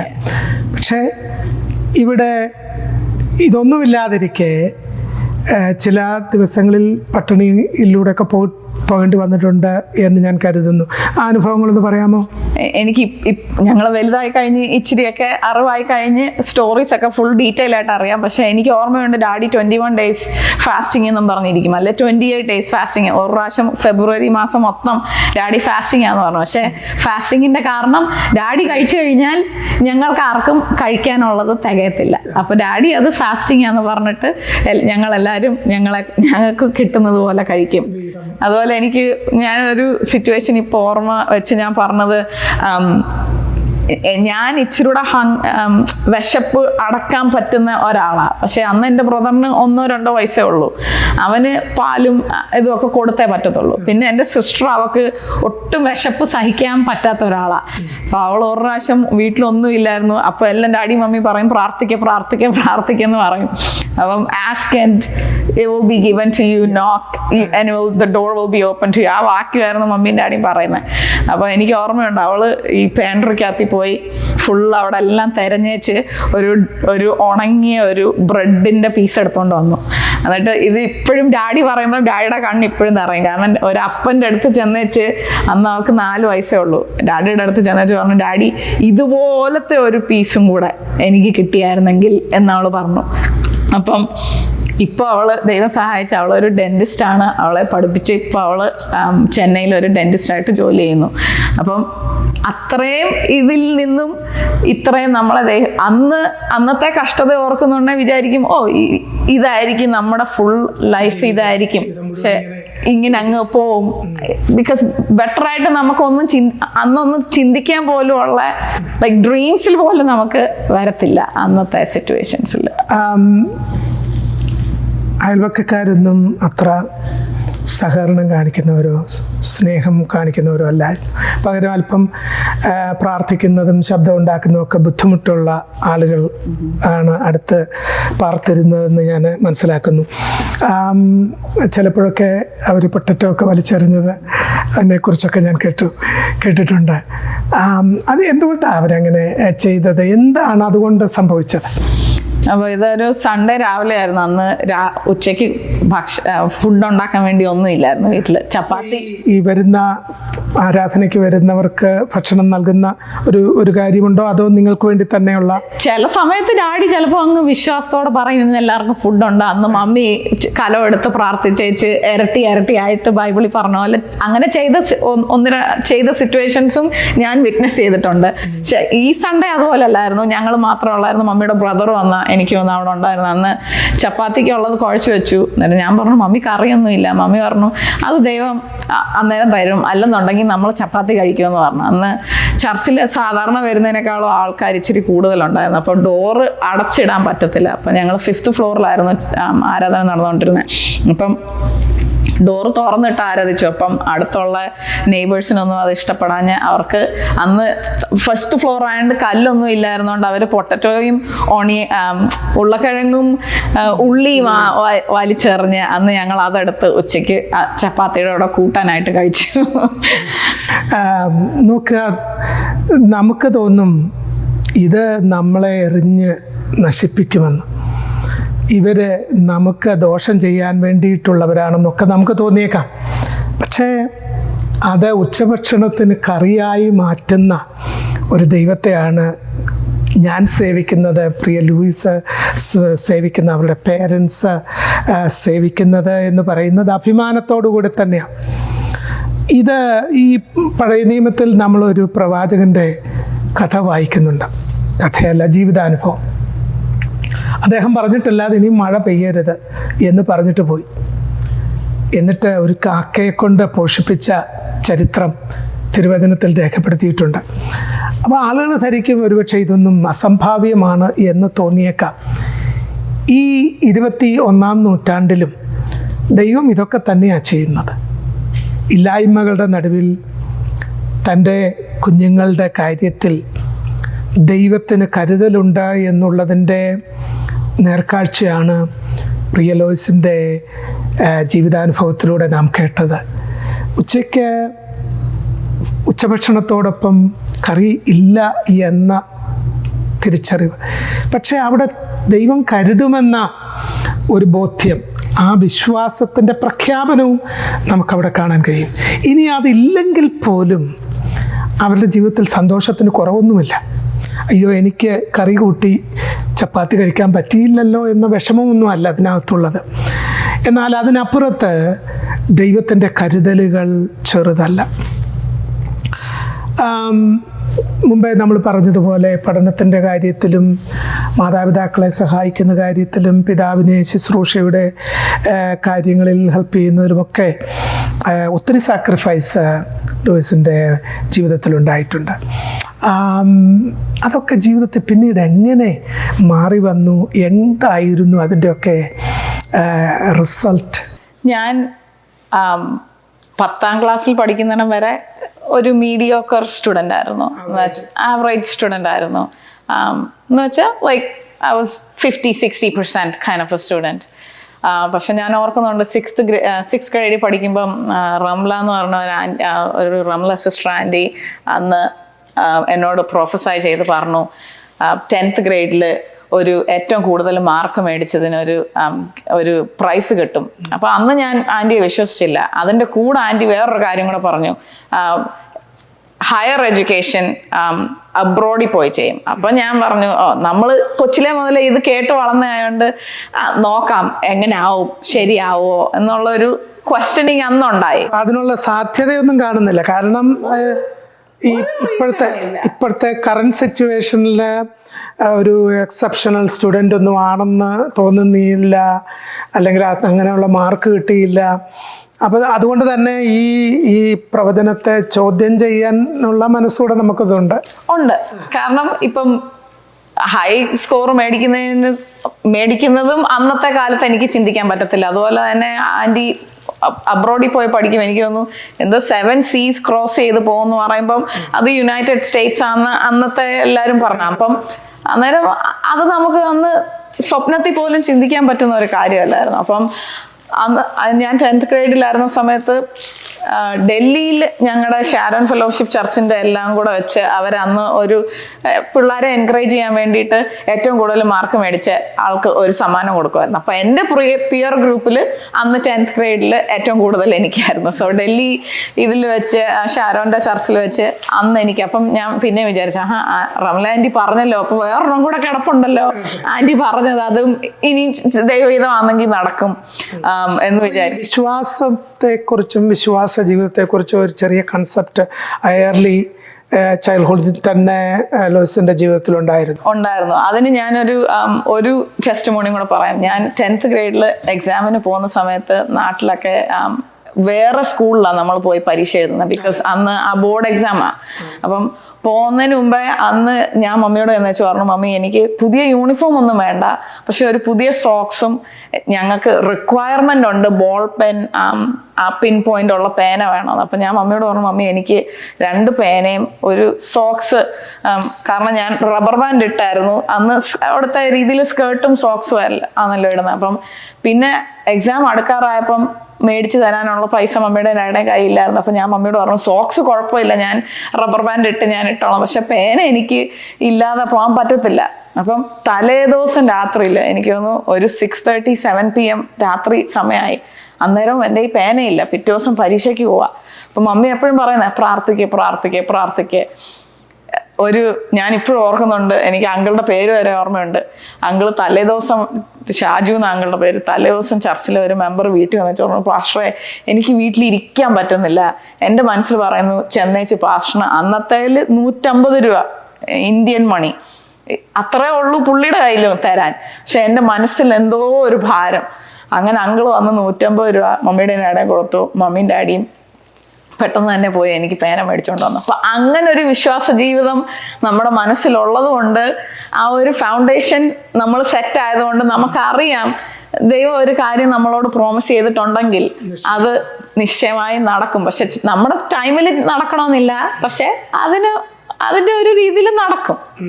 ഈ ലൂസിൻ്റെ ജീവിതത്തിലെ അനുഭവം കേൾക്കുമ്പോൾ ഒരുപക്ഷെ നിങ്ങളോടും ആളുകൾ പറഞ്ഞു കാണും, പ്രാർത്ഥിക്കുക, ദൈവം പ്രവർത്തിക്കുമെന്നൊക്കെ. നിങ്ങളതിനെ കാര്യമാക്കാതെ പോയിട്ടുണ്ടെങ്കിൽ ഒരുപക്ഷെ ദൈവത്തിൻ്റെ പ്രവർത്തികൾ നിങ്ങളുടെ ജീവിതത്തിൽ സാധ്യമാകാതെ പോയതിൻ്റെ ഒരു കാരണം നമ്മുടെ തന്നെ അലസതയോ അല്ലെങ്കിൽ ഈ കാര്യങ്ങളെ നിസ്സാരവൽക്കരിക്കാനുള്ള ഒരു താല്പര്യമോ ആയിരിക്കാം. അതുകൊണ്ട് ഞങ്ങളെ കേൾക്കുന്നവരോടുള്ള ഒരു അപേക്ഷ, നിശ്ചയമായിട്ടും നിങ്ങളോട് ആരെങ്കിലും നിങ്ങളുടെ ഈ കാര്യങ്ങൾ, നിങ്ങളുടെ വിഷയങ്ങൾ, നിങ്ങളുടെ ആവശ്യങ്ങൾക്ക് വേണ്ടി പ്രാർത്ഥിക്കാൻ പറയുമ്പോൾ ഒന്ന് ശ്രമിച്ചു നോക്കാമല്ലോ ദൈവത്തിന് എന്തൊക്കെ ചെയ്യാൻ കഴിയുമെന്ന്. നിശ്ചയമായിട്ടും അതൊരു പാഠമാകും എന്ന് ഞങ്ങൾ കരുതുന്നു. അപ്പോൾ ഈ പരീക്ഷയ്ക്ക് പോയി എങ്ങനെയുണ്ടായിരുന്നു കാര്യങ്ങൾ? 10th ഗ്രേഡ് ഞാൻ ഫസ്റ്റ് ക്ലാസ്സിൽ പാസ്സായി. അത് കഴിഞ്ഞ് 11th and 12th ഞാൻ എടുത്തത് കോമേഴ്സാണ് എടുത്തത്. ബിക്കോസ് എനിക്ക് അക്കൗണ്ടിങ്ങിനോടായിരുന്നു താല്പര്യം. അപ്പോൾ എല്ലാവരും അന്ന് എന്നോട് പറഞ്ഞു നാട്ടിലെ സയൻസ് എടുത്ത് പഠിക്കുക, ബിക്കോസ് ഇപ്പം പുറത്ത് എവിടെയെങ്കിലും പോകണമെന്നുണ്ടെങ്കിലും നഴ്സിങ്ങും മെഡിക്കൽ ഫീൽഡും ആയിരുന്നു എല്ലാവരുടെയും. പക്ഷെ എനിക്ക് അതിനോട് ഒട്ടും താല്പര്യമില്ലായിരുന്നു. എൻ്റെ ഒരു മൈൻഡ് സെറ്റ് ആ ഒരു രീതിയിലല്ലായിരുന്നു. അപ്പം മമ്മിയും ഡാഡിയും പറഞ്ഞു, കുഴപ്പമില്ല, നിനക്ക് ഇഷ്ടമുള്ളതുപോലെ തന്നെ പഠിക്കുക. അങ്ങനെ 11th 12th ഗ്രേഡും ഞാൻ ഒരു നല്ല സ്റ്റുഡൻ്റ് ആയിരുന്നു. ക്ലാസ്സിൽ ഫസ്റ്റ് സെക്കൻഡ് ആ ഒരു ഇതിൽ നിൽക്കുമായിരുന്നു. 12th ഗ്രേഡ് പാസ്സായി ഇറങ്ങിയപ്പോഴും ക്ലാസ് ടോപ്പറായിട്ട് തന്നെ ഇറങ്ങിയത്. ഡൽഹി യൂണിവേഴ്സിറ്റിയിൽ ഹൈ സ്കോർ ഇൻ എക്കണോമിക്സ് ഒക്കെ മേടിച്ച് അതിൻ്റെയും ക്യാഷ് അവാർഡൊക്കെ കിട്ടി. ഇത് ഞാൻ പറഞ്ഞതിൻ്റെ കാരണം, ഞാൻ ഉണ്ടായ സമയത്ത് എനിക്കൊരു ഫിക്സ് വന്ന് ഡോക്ടേഴ്സ് എന്തുകൊണ്ടാണ് അത് ഫിക്സ് ഇടയ്ക്കിടയ്ക്ക് വരുന്നതെന്ന് മനസ്സിലാതെ ഡോക്ടേഴ്സ് ലാസ്റ്റിൽ മമ്മിയോട് ഡാഡിയോടും പറഞ്ഞത് അവളുടെ ബുദ്ധിയെ ഇത് ബാധിക്കും, അവളുടെ വളർച്ചയെ ഇത് ബാധിക്കും, ഓർമ്മശക്തി നഷ്ടപ്പെടും, ചൂടുള്ളിടത്തും തണുപ്പുള്ളിടത്തും ഒന്നും അവളെ കൊണ്ടുപോകാൻ പറ്റത്തില്ല. ആ സാഹചര്യത്തിലാണ് ഡൽഹി പോയി നാട്ടിലെ രീതിയിലുള്ള തണുപ്പും ചൂടും ഒക്കെ അനുഭവിച്ച് ഇങ്ങനൊരു സ്ഥിതിയിൽ എനിക്ക് ഗ്രാജുവേറ്റ് ചെയ്ത് ഇറങ്ങാൻ പറ്റിയത്. അതും ആ ഒരു അസുഖത്തിന്റെ പിന്നീട് ഒരു എന്ന് വെച്ചാൽ ഒരു ഇതും പിന്നെ എനിക്ക് വന്നിട്ടില്ല. ബൈബിൾ പറയുന്നു നിനക്കെതിരായിട്ടുള്ള കയ്യെഴുത്തുകളെ അവൻ മാറ്റുമെന്ന്. അപ്പം ഡോക്ടർമാരുടെ കണക്കൂട്ടലിൽ ഈ നമ്മുടെ പ്രിയ സഹോദരി ഒരിക്കലും അഡ്വാൻസ് ചെയ്യപ്പെടാനുള്ള സാധ്യത വളരെ കുറവാണ്. ഓർമ്മശക്തി നഷ്ടപ്പെട്ടാൽ പഠിക്കാൻ കഴിയില്ലല്ലോ, അല്ലെങ്കിൽ ബുദ്ധിശക്തി നഷ്ടപ്പെടുന്നു, ആരോഗ്യം നഷ്ടപ്പെടുന്നു. ആ സ്ഥിതിയിലെത്താൻ സാധ്യതയുള്ള ഒരാളിനെ കുറിച്ചാണ്, ആ ജീവിതത്തെക്കുറിൻ്റെ അനുഭവങ്ങളെക്കുറിച്ചാണ് നാം ഇവിടെ പങ്കുവയ്ക്കുന്നത്. അപ്പോൾ 12th ഗ്രേഡിൽ ഹൈ സ്കോറായി, പിന്നീട് ഉള്ള അനുഭവം. അത് കഴിഞ്ഞ് ഞാൻ അവിടെ ജീസസ് ആൻഡ് മേരി കോളേജിൽ അഡ്മിഷൻ എടുത്തു BCom പഠിക്കാൻ വേണ്ടി. സോ അവിടെ കയറിയ സമയത്ത് ഇവിടെ പിറ്റ്സ്ബർഗിൽ നിന്ന് ഒരു ക്യാമ്പസ് റിക്രൂട്ട്മെന്റ് ടീം വന്നു. അവര് ഒരു 200 പേരെ അവര് കോളേജിൽ നിന്ന് സെലക്ട് ചെയ്ത് കോൺഫറൻസിന് കൊണ്ടുപോയി. ഞാൻ ഇതൊന്നും മമ്മിയോടും ഡാഡിയോടും പറഞ്ഞില്ല, കാരണം എനിക്ക് തന്നെ അറിയത്തില്ലായിരുന്നു ഇത് എവിടെ വരെ പ്രൊസീഡ് ആവും. അത് പാസ്പോർട്ടില്ല, ഒന്നുമില്ല, പറഞ്ഞിട്ട് കാര്യമൊന്നുമില്ല. അന്ന് എങ്ങനെയും എല്ലാവർക്കും ഫുഡ് കൊടുക്കുന്നത് എങ്ങനെയാന്ന് അത് തന്നെ. അപ്പം ഞാൻ പറഞ്ഞില്ല. ഞാൻ ഈ ആദ്യത്തെ കോൺഫറൻസിന് പോയി. അവരത് 200 സ്ക്രീൻ ചെയ്ത് 30 പേരെ ആക്കി. ആ 30 പേരിലും ഞാനുണ്ടായിരുന്നു, എന്നെ സെലക്ട് ചെയ്തായിരുന്നു. അത് കഴിഞ്ഞ് ആ 30 പേരിൽ നിന്ന് അവർ 200 പേരിലായി. അത് കഴിഞ്ഞ് ആദ്യത്തെ 200ഉം ഫുൾ കോളേജിൽ നിന്ന് അവര് ഗ്രൂപ്പ് എന്ന് വെച്ചാൽ BCom ആ ഒരു കോളേജ് ഇത് വെച്ച് അവര് 200 സെലക്ട് ചെയ്ത്. ആ 30ന്ന് പിന്നെ അവര് 2 ആൾക്കാരെ സെലക്ട് ചെയ്തു. ഇവിടുന്ന് പിറ്റ്സ്ബർഗിൽ നിന്ന് അവർ ആളെ കൊണ്ടുവന്നായിരുന്നു. അപ്പം ആ കോളേജ് ഇന്റർവ്യൂ ചെയ്യാൻ വേണ്ടി 2 പേരെ അവർ സെലക്ട് ചെയ്തു. എന്ന് വെച്ചാൽ ഫുൾ ക്യാമ്പസിന്റെ ഫുൾ ഡീറ്റെയിൽസ് കാണിക്കാനും നമ്മുടെ ഇൻട്രസ്റ്റ് എന്തുവാ, ഏത് കോഴ്സാണ് എടുക്കുന്നത്, ഡീറ്റെയിൽ ആയിട്ടുള്ള ഇതില്. അപ്പം ആ 30 പേരിൽ നിന്ന് 2 പേരെ സെലക്ട് ചെയ്തതിലും എന്ന് വെച്ചാൽ കോൺസുലേറ്റിൽ പോയി ഇന്റർവ്യൂവിന് മുമ്പുള്ള ലാസ്റ്റ് പ്രോസസ്. അപ്പൊ അതിന് പോകാൻ വേണ്ടി അവർ പറഞ്ഞു ഇന്ന ഡോക്യുമെന്റ്സാ വേണ്ടേ. അപ്പൊ അതിൽ 2 പേരിൽ സെലക്ട് ചെയ്തതിൻ്റെ അകത്തിലും ഞാനുണ്ടായിരുന്നു. അപ്പം ഞാൻ വിചാരിച്ചു മമ്മിയോട് ഡാഡിയോടും ഇനിയും ഞാൻ പറഞ്ഞില്ലെന്നുണ്ടെങ്കിൽ ശരിയാകത്തില്ല. അത് തന്നെയല്ല, നമ്മുടെ മനസ്സിൽ ഈ ഒരു ദൈവാലോചന കിടപ്പുണ്ട്, ചിലപ്പോൾ ഇതായിരിക്കും അതിന്റെ വഴി എന്നുള്ള ഇതില്. അപ്പൊ ഞാൻ മമ്മിയോടും ഡാഡിയോടും പറഞ്ഞു. അപ്പൊ മമ്മിയും ഡാഡിയും ആദ്യം ചോദിച്ചത് ഇത് എത്ര നാളായിട്ട്. അപ്പൊ ഞാൻ പറഞ്ഞു കുറച്ച് നാളായി, പക്ഷെ ഇത് പറഞ്ഞിട്ട് കാര്യമില്ല എന്നുള്ളത് കൊണ്ടാണ് ഞാൻ അന്നൊന്നും പറയാഞ്ഞേ. അപ്പം അന്ന് എനിക്ക് ഓർമ്മയുണ്ട്, പാസ്റ്റർ K. എബ്രഹാം വീട്ടിലുണ്ടായിരുന്നു. പുള്ളി പറഞ്ഞു എന്തായാലും ബാബുച്ചാനും ഷൈനി മാമിയും ചെയ്യേ, ദൈവത്തിന്റെ ഹിതമല്ലെന്നുണ്ടെങ്കിൽ എവിടെയെങ്കിലും വെച്ച് ഇത് ബ്ലോക്ക് ആവും, നമ്മളെ കൊണ്ടാവുന്നത് പോലെ നമുക്ക് അവളെ സപ്പോർട്ട് ചെയ്യാം എന്ന് പറഞ്ഞു. മമ്മിയും ഡാഡിയും പ്രാർത്ഥിച്ച് ഇതിനു വേണ്ടി ഇറങ്ങി എമർജൻസി പാസ്പോർട്ട് എടുത്തു. അങ്ങനെ ഞങ്ങള് ഇന്റർവ്യൂവിന് ഡേറ്റ് എല്ലാം എടുത്തു. ഇന്റർവ്യൂവിന് ഞാൻ പോയി. ഞാൻ അവിടെ ചെന്ന് ലൈനിൽ നിൽക്കുമ്പം എന്റെ ഫ്രണ്ടിൽ നിൽക്കുന്ന ഒരു യൂണിവേഴ്സിറ്റിയുടെ ഭാഗത്തു നിന്നുള്ള എല്ലാം ക്ലിയർ ആയി. യെസ്, 2 പേർക്കും ക്ലിയർ ആയി. പിന്നെ എനിക്ക് മറ്റേ ആളുമായിട്ട് കാരണം അത് കോളേജിൽ ഇത്രയും പേരുള്ളതിൽ ഒരു സ്റ്റുഡൻറ്റാ, സോ ഞാൻ കണക്ഷൻ ഇല്ലായിരുന്നു. പിന്നെ ഞാൻ എൻ്റെ പേപ്പർ വർക്കുമായിട്ട് പ്രൊസീഡ് ചെയ്തു. അപ്പോൾ ഞാൻ ഇന്റർവ്യൂവിന് അവിടെ ചെന്ന് ഞാൻ ദൈവഹിതം ആണെന്നുള്ളത് പ്രൂഫായതും ഈ ഓരോ ഇതിൽ കൂടെ ഇങ്ങനെ പോകുമ്പോഴാണ്. അപ്പം അവിടെ ചെന്ന് ലൈനിൽ നിന്നപ്പം എൻ്റെ ഫ്രണ്ടിൽ നിന്ന് ഒരാളും ഒരു സ്റ്റുഡൻസ് വിസയ്ക്ക് പോകാൻ വേണ്ടിയുള്ള ആളായിരുന്നു. അപ്പം ഞങ്ങൾ ജസ്റ്റ് ഡോക്യുമെന്റ്സ് കമ്പയർ ചെയ്തപ്പം എൻ്റെ കയ്യിൽ ഒന്ന് വിസ ഫീസിന്റെ സ്ലിപ്പും പിന്നെ സെവീസ് ഫീസ് സ്റ്റുഡൻസ് ഫീസായി വരുന്നതിന്റെ ഒരു സ്ലിപ്പും. അപ്പൊ എൻ്റെ കയ്യിൽ ഇതിന് രണ്ടും 2 കളറാ. അപ്പൊ അന്ന് സെവീസ് ഫീസിന്റെ എനിക്ക് ഒന്ന് പിങ്ക് കളറാ, അത് എൻ്റെ കയ്യിലില്ല. അപ്പൊ അവൻ പറഞ്ഞു അവിടെ പോയിട്ടും കാര്യമില്ല, കാരണം ഡോക്യുമെന്റ്സ് എല്ലാം കയ്യിലുണ്ടെങ്കിൽ അവർ കയറ്റി വിടത്തുള്ളെന്ന്. അപ്പൊ ഞാൻ വിചാരിച്ചു എന്തായാലും ഇവിടെ വരെ വന്നയാ, പോയി നോക്കാം. അപ്പൊ അവിടെ ഗേറ്റിന്റെ അവിടെ ചെന്നു. അവര് ഫസ്റ്റ് സ്റ്റെപ്പ് അവർ ഡോക്യുമെന്റ്സ് എല്ലാം ഉണ്ടോ എന്ന് നോക്കും. അപ്പൊ അവര് നോക്കിയോണ്ട് എന്നോട് ചോദിച്ചു എന്ത് സെവീസ് ഫീസിന്റെ. അപ്പൊ ഞാൻ പറഞ്ഞു എനിക്ക് അറിയത്തില്ലായിരുന്നു, എൻ്റെ കയ്യിലുള്ളത് ഇതാ. അപ്പോൾ അവർ പറഞ്ഞു സാധാരണ ഞങ്ങൾ കയറ്റി വിടത്തില്ല, പക്ഷെ കയറ്റി വിടാമെന്ന് പറഞ്ഞു. അപ്പോഴും ഇവൻ എന്നെ തിരിഞ്ഞു നോക്കി. ഞാൻ പറഞ്ഞു എന്നെ കയറ്റി വിട്ടു, ഞാൻ പോവാ. അപ്പൊ ഞങ്ങൾ കയറിപ്പോയി, ലൈനിലൊക്കെ നിന്ന് എംബസിയിൽ അവിടെ ഇന്റർവ്യൂവിൻ്റെ അടുത്ത് ചെന്നു. അവിടെ ചെന്നപ്പോഴും പുള്ളി ഫയലെല്ലാം മേടിച്ച് നോക്കിയിട്ട് ആദ്യം എന്നോട് ചോദിച്ചത് ഈ ഫീസിന്റെ സ്ലിപ്പ്. അപ്പം ഞാൻ പറഞ്ഞു എനിക്ക് പുറത്ത് വന്നപ്പോഴാണ് ഞാനിത് അറിഞ്ഞേ, എനിക്ക് അറിയത്തില്ലായിരുന്നു. അതിന് പുള്ളി ഡോക്യുമെന്റ്സ് ബാക്കിയുള്ള ക്വസ്റ്റ്യൻസ് എല്ലാം ചോദിച്ച് പേപ്പേഴ്സ് എല്ലാം നോക്കിയിട്ട് പാസ്പോർട്ട് എടുത്തോണ്ട് അങ്ങ് പോയി. അപ്പം ഞാൻ വിചാരിച്ചു തിരിച്ചു വരും, ഡിനൈഡ് അടിച്ച് എല്ലാം തിരിച്ചു തരും. എല്ലാം വന്നു കഴിഞ്ഞ് പുള്ളി അതെനിക്ക് എല്ലാം ഡോക്യുമെന്റ്സ് ഇൻക്ലൂഡിങ് പാസ്പോർട്ട് തിരിച്ചു തന്നു. തിരിച്ചു തന്നിട്ട് എന്നോട് പറഞ്ഞു വീട്ടിൽ പോയി വിതിൻ 24 hours അത് ഫീസ് അടച്ചേച്ച് അതിൻ്റെ സ്ലിപ്പ് കൊണ്ടുവന്നാൽ മതി എന്ന് പറഞ്ഞു. യൂഷ്വലി എംബസിയിലുള്ളവർക്ക് ഒരു റീസണും ഇല്ലാതെയും അവർക്ക് ഡിനൈ ചെയ്യാവുന്നതാണ്. പക്ഷേ ദൈവത്തിൻ്റെ ഹിതം ഇത് ഇങ്ങനെ ആയിരുന്നോണ്ട് എനിക്ക് ഓർമ്മയുണ്ട്, ഞാൻ ഇതുകൊണ്ട് ഇറങ്ങി വരുന്നോണ്ട് മമ്മിയുടെ ഡാഡിയുടെയും കണ്ണ് നിറഞ്ഞു. കാരണം പാസ്പോർട്ടും കൊണ്ട് ഞാൻ ഇറങ്ങി വരുവാ, അതിൻ്റെ അർത്ഥം കിട്ടിയില്ല എന്നാണ് സാധാരണ നമ്മളെല്ലാവരും. അന്നേരം മമ്മി എന്നോട് ചോദിച്ചു കിട്ടിയോടി? ഞാൻ പറഞ്ഞു നമ്മൾ ഫീസ് അടച്ചില്ല. മമ്മി പറഞ്ഞു കിട്ടിയോ? അപ്പൊ ഞങ്ങൾ നോക്കിയപ്പോൾ അതിൻ്റെ അകത്ത് അപ്രൂവ്ഡ് എന്ന് അവർ സ്റ്റാമ്പ് ചെയ്ത് വെച്ച്. സോ വിതിൻ 24 hours അത് കൊണ്ട് കൊടുത്തു. അങ്ങനെയാണ് ഞാൻ 17ാമത്തെ വയസ്സിൽ ഇവിടെ പഠിക്കാൻ വേണ്ടി വരുന്നത്. നിശ്ചയമായിട്ടും ദൈവം ഒരു കാര്യം പറഞ്ഞാൽ ദൈവം ഒരിക്കലും വ്യാജം പറയുന്നവനല്ല എന്ന് തിരുവചനത്തിൽ നമ്മൾ വായിക്കുന്നുണ്ട്. ഒരിക്കലും ദൈവം ഒരു കാര്യവും ചുമ്മാതെ പറയത്തില്ല. മനുഷ്യൻ വെറുതെ പറയും. ഞാൻ ഓർക്കുന്നുണ്ട്, എൻ്റെ ഒരു കുടുംബത്തിൽപ്പെട്ട ആൾ എന്നെ ഗൾഫിൽ കൊണ്ടുപോകാമെന്ന് പറഞ്ഞു.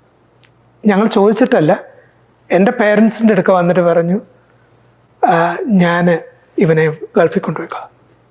ഇന്ന് വരെ ഞാൻ ഗൾഫിൽ പോയിട്ടില്ല, കൊണ്ടുപോയിട്ടുമില്ല. പക്ഷെ ദൈവം എന്നോട് ചില കാര്യങ്ങൾ, മുമ്പേ ലോയിസ് പറഞ്ഞതുപോലെ, എന്നോട് ഞാൻ കർത്താവിനെ രക്ഷിതാവായി സ്വീകരിച്ച ശേഷം വാര്യാപുരം യോനാച്ചൻ എന്ന് പറയുന്ന ഒരു പ്രവാചകൻ, അദ്ദേഹത്തെ കാണാൻ ഞാൻ പോയി. എനിക്ക് അദ്ദേഹത്തെ പരിചയമില്ല, ഞാൻ കേട്ടിട്ടേ ഉള്ളൂ. എൻ്റെ ചില സ്നേഹിതരാണ് എന്നെ അവിടെ കൊണ്ടുപോയത്. അദ്ദേഹം എന്നോട് ചില കാര്യങ്ങൾ പറഞ്ഞു. ഇന്നും അത് സംഭവിച്ചുകൊണ്ടാണ് ഇരിക്കുന്നത്. അതുകൊണ്ട് തന്നെ ദൈവത്തിന് നമ്മെക്കുറിച്ചുള്ള പദ്ധതികൾ മനുഷ്യർക്ക് വെളിപ്പെടുത്തി കൊടുക്കാം. അത് നാം കേൾക്കുന്നത് നമ്മുടെ ധൈര്യത്തിനാണ്, നമ്മുടെ ഉറപ്പിനാണ്, നമ്മുടെ വിശ്വാസത്തിൽ നാം ഉറയ്ക്കുവാൻ വേണ്ടിയിട്ടാണ്. ദൈവത്തിന് ഇത്രയും കരുതൽ നാം അറിയും മുമ്പേ, ഒരുപക്ഷെ ലോയിസ് ചിന്തിക്കുന്നതിന് മുൻപേ ദൈവം ഈ കാര്യങ്ങൾ കരുതി വച്ചിരുന്നു. സാധ്യതകൾ തീരെയില്ല. സാധ്യതകളൊന്നുമില്ലാതിരിക്കുമ്പോൾ ഇസ്രായേൽ ജനം ചെങ്കടൽ കടക്കാൻ വരുമ്പോൾ അവരുടെ മുൻപിൽ സാധ്യതകളൊന്നുമില്ല. പുറകിൽ ശത്രു സൈന്യമാണ്, ഇരുവശവും ഉയർന്നു നിൽക്കുന്ന മലനിരകൾ, മുമ്പിൽ ഉയർന്ന് പറക്കുന്ന തിരമാലകൾ. ഇതിൻ്റെയൊക്കെ നടുവിൽ എങ്ങോട്ട് പോകുമെന്നറിയാതിരിക്കുമ്പോൾ അതിൻ്റെ നടുവിലൂടെ ഒരു ഹൈവേ വെട്ടിത്തുറന്നു എന്നാണ് തിരുവചനത്തിൽ നമ്മൾ വായിക്കുന്നത്.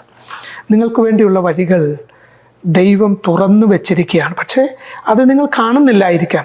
വിശ്വാസത്തിൻ്റെ ചുവടുകൾ വയ്ക്കുമ്പോഴേ ആ വഴികൾ നമുക്ക് കാണാനും അറിയാനും പറ്റുകയുള്ളൂ.